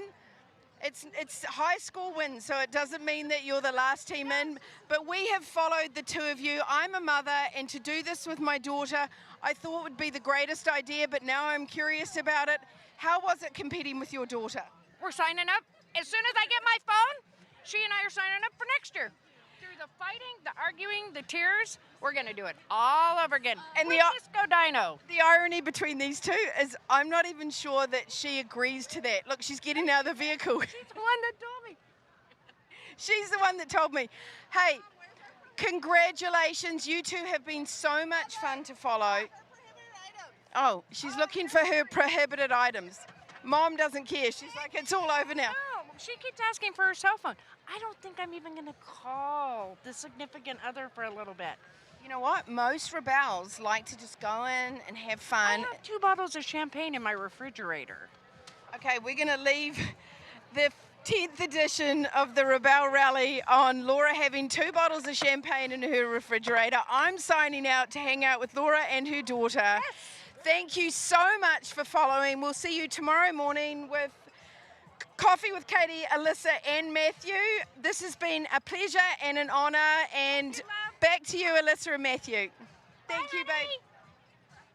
Katie, Oh, I man. cannot think of a more appropriate way to end the show and the finish line than by seeing Laura and her daughter Sydney cross that finish line. If you remember from the prologue day, there was a good chance they were not even going to make it to the start of day 1. Yesterday, Katie and I saw them in Busby's gas line, and Sydney was pretty sure she was looking for another driver to do next year's competition with. So what a 180 that team has done. They have had their own story arc every day and throughout this competition. So I love that they are the last team that we saw here at the Rebelle Rally. I do. It's special. They made it happen. And that was, thank you so much, Katie. Katie's been an incredible piece of the team, and her acknowledgement there of Andrea, so genuine. Andrea is such a special person to be in the role that she is as competitor liaison, and helps get so many of these teams here to the start line.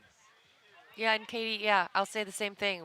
Everything we know about these teams really comes from those interviews you do in the morning and at the finish line. It has been my favorite part of this event, and getting to be part of the live team is getting to know all of you better, and also just getting to know all the competitors through your brilliant interviews every morning. Well, as you can see, we've got quite a circus down there in the dark. Yeah, so- let's see where it all ended up. Let's Yeah. have a look at the 4x4 leaderboard. These are all still provisional, by the way, but you know, barring anything they're earth-shattering. pretty locked in. But Yeah. yeah, Chrissy keeps telling us make sure that we let you know that they are provisional, because they have to look at potentials for penalties and anyone making inquiries after they cross the line. But what you're seeing here is most likely our top 5. And if you look there too, between 4th and 5th place, 2 points over 8 days of competition and thousands of points out on the competition courses. 2 points separated 4th and 5th place. This It's has not been even a whole checkpoint. This has It's been like a radius marker inside a black diamond checkpoint better. Yeah, That's this has been unbelievable. the most incredible competition. I hope these competitors are also proud of how they performed. And let's take a look at the X-Cross class as well. And there, once again, Lando and Schaefer, we've been talking about them all week. They were just absolutely in a class of their own. They were elite from day 1. But yeah, we saw 205 and 210 swap, and with the 211, those 3 teams were neck and neck throughout the entire day. And if you look, 15 points separated the 2 Rebeccas from Emmy Hall and Kendra Miller. And remember, Rebecca Donaghy and Emmy Hall were former teammates, and so I'm sure that was its own little competition. Yeah, competition within a competition. Let's jump over and look at the Pennzoil leaderboard. Who is gonna take home this incredible championship belt? It is going to be Toby and Carolina. Yeah, and we've talked about them all week as well. That's something. They're a team that Emily Miller and Chrissy Beavis were looking at as a dark horse to win this competition. They spent all year training really, really hard, and it showed with that beautiful top 5 finish. And we'll hop over to the Scorpion Tire Challenge. All right, and you see there at the top of that leaderboard is Team 139 of Alex Gilman and Mandy Brazina. And so they're in that Jeep Wrangler Sport. This was a competition between teams that were running Pirelli tires. And look, there's 173. I know they were going for that top 10 finish, but to see them also in the top 3 here in this competition as well. They had a fabulous rally. Well, we've spent a lot of time looking at and chatting about the various rookie teams that were doing better than anyone would imagine, to be frank. I mean, this top 4 rookie teams are doing really well through the competition this year. And there's Team 117 of Tina Chang and Jill McAdoo. Tina Chang and Jill McAdoo. And Tina was just standing here over our shoulder watching the live show, and we were able to by 11 points only. We were able to give her a high five and congratulate her. They had a phenomenal rally. I hope driving Tina's hope we daily see them driver. back next year. In Tina's daily driver here at the competition this year. So we have awards tomorrow night, the gala. We have lots of fun things and such going on tomorrow. Let's look at the broadcast schedule for tomorrow.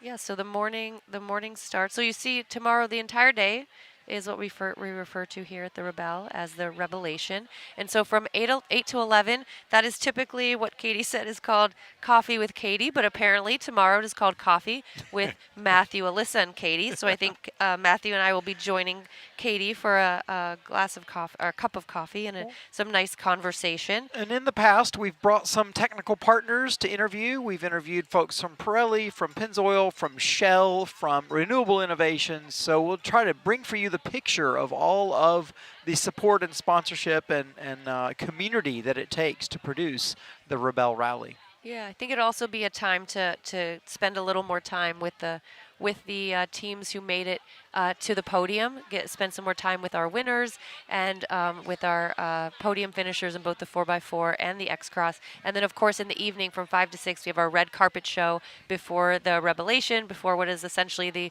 Oscars or the Tonys of the Rebelle here, our award show. I'm going to go get prepared for that. And Matthew, this has been so much fun.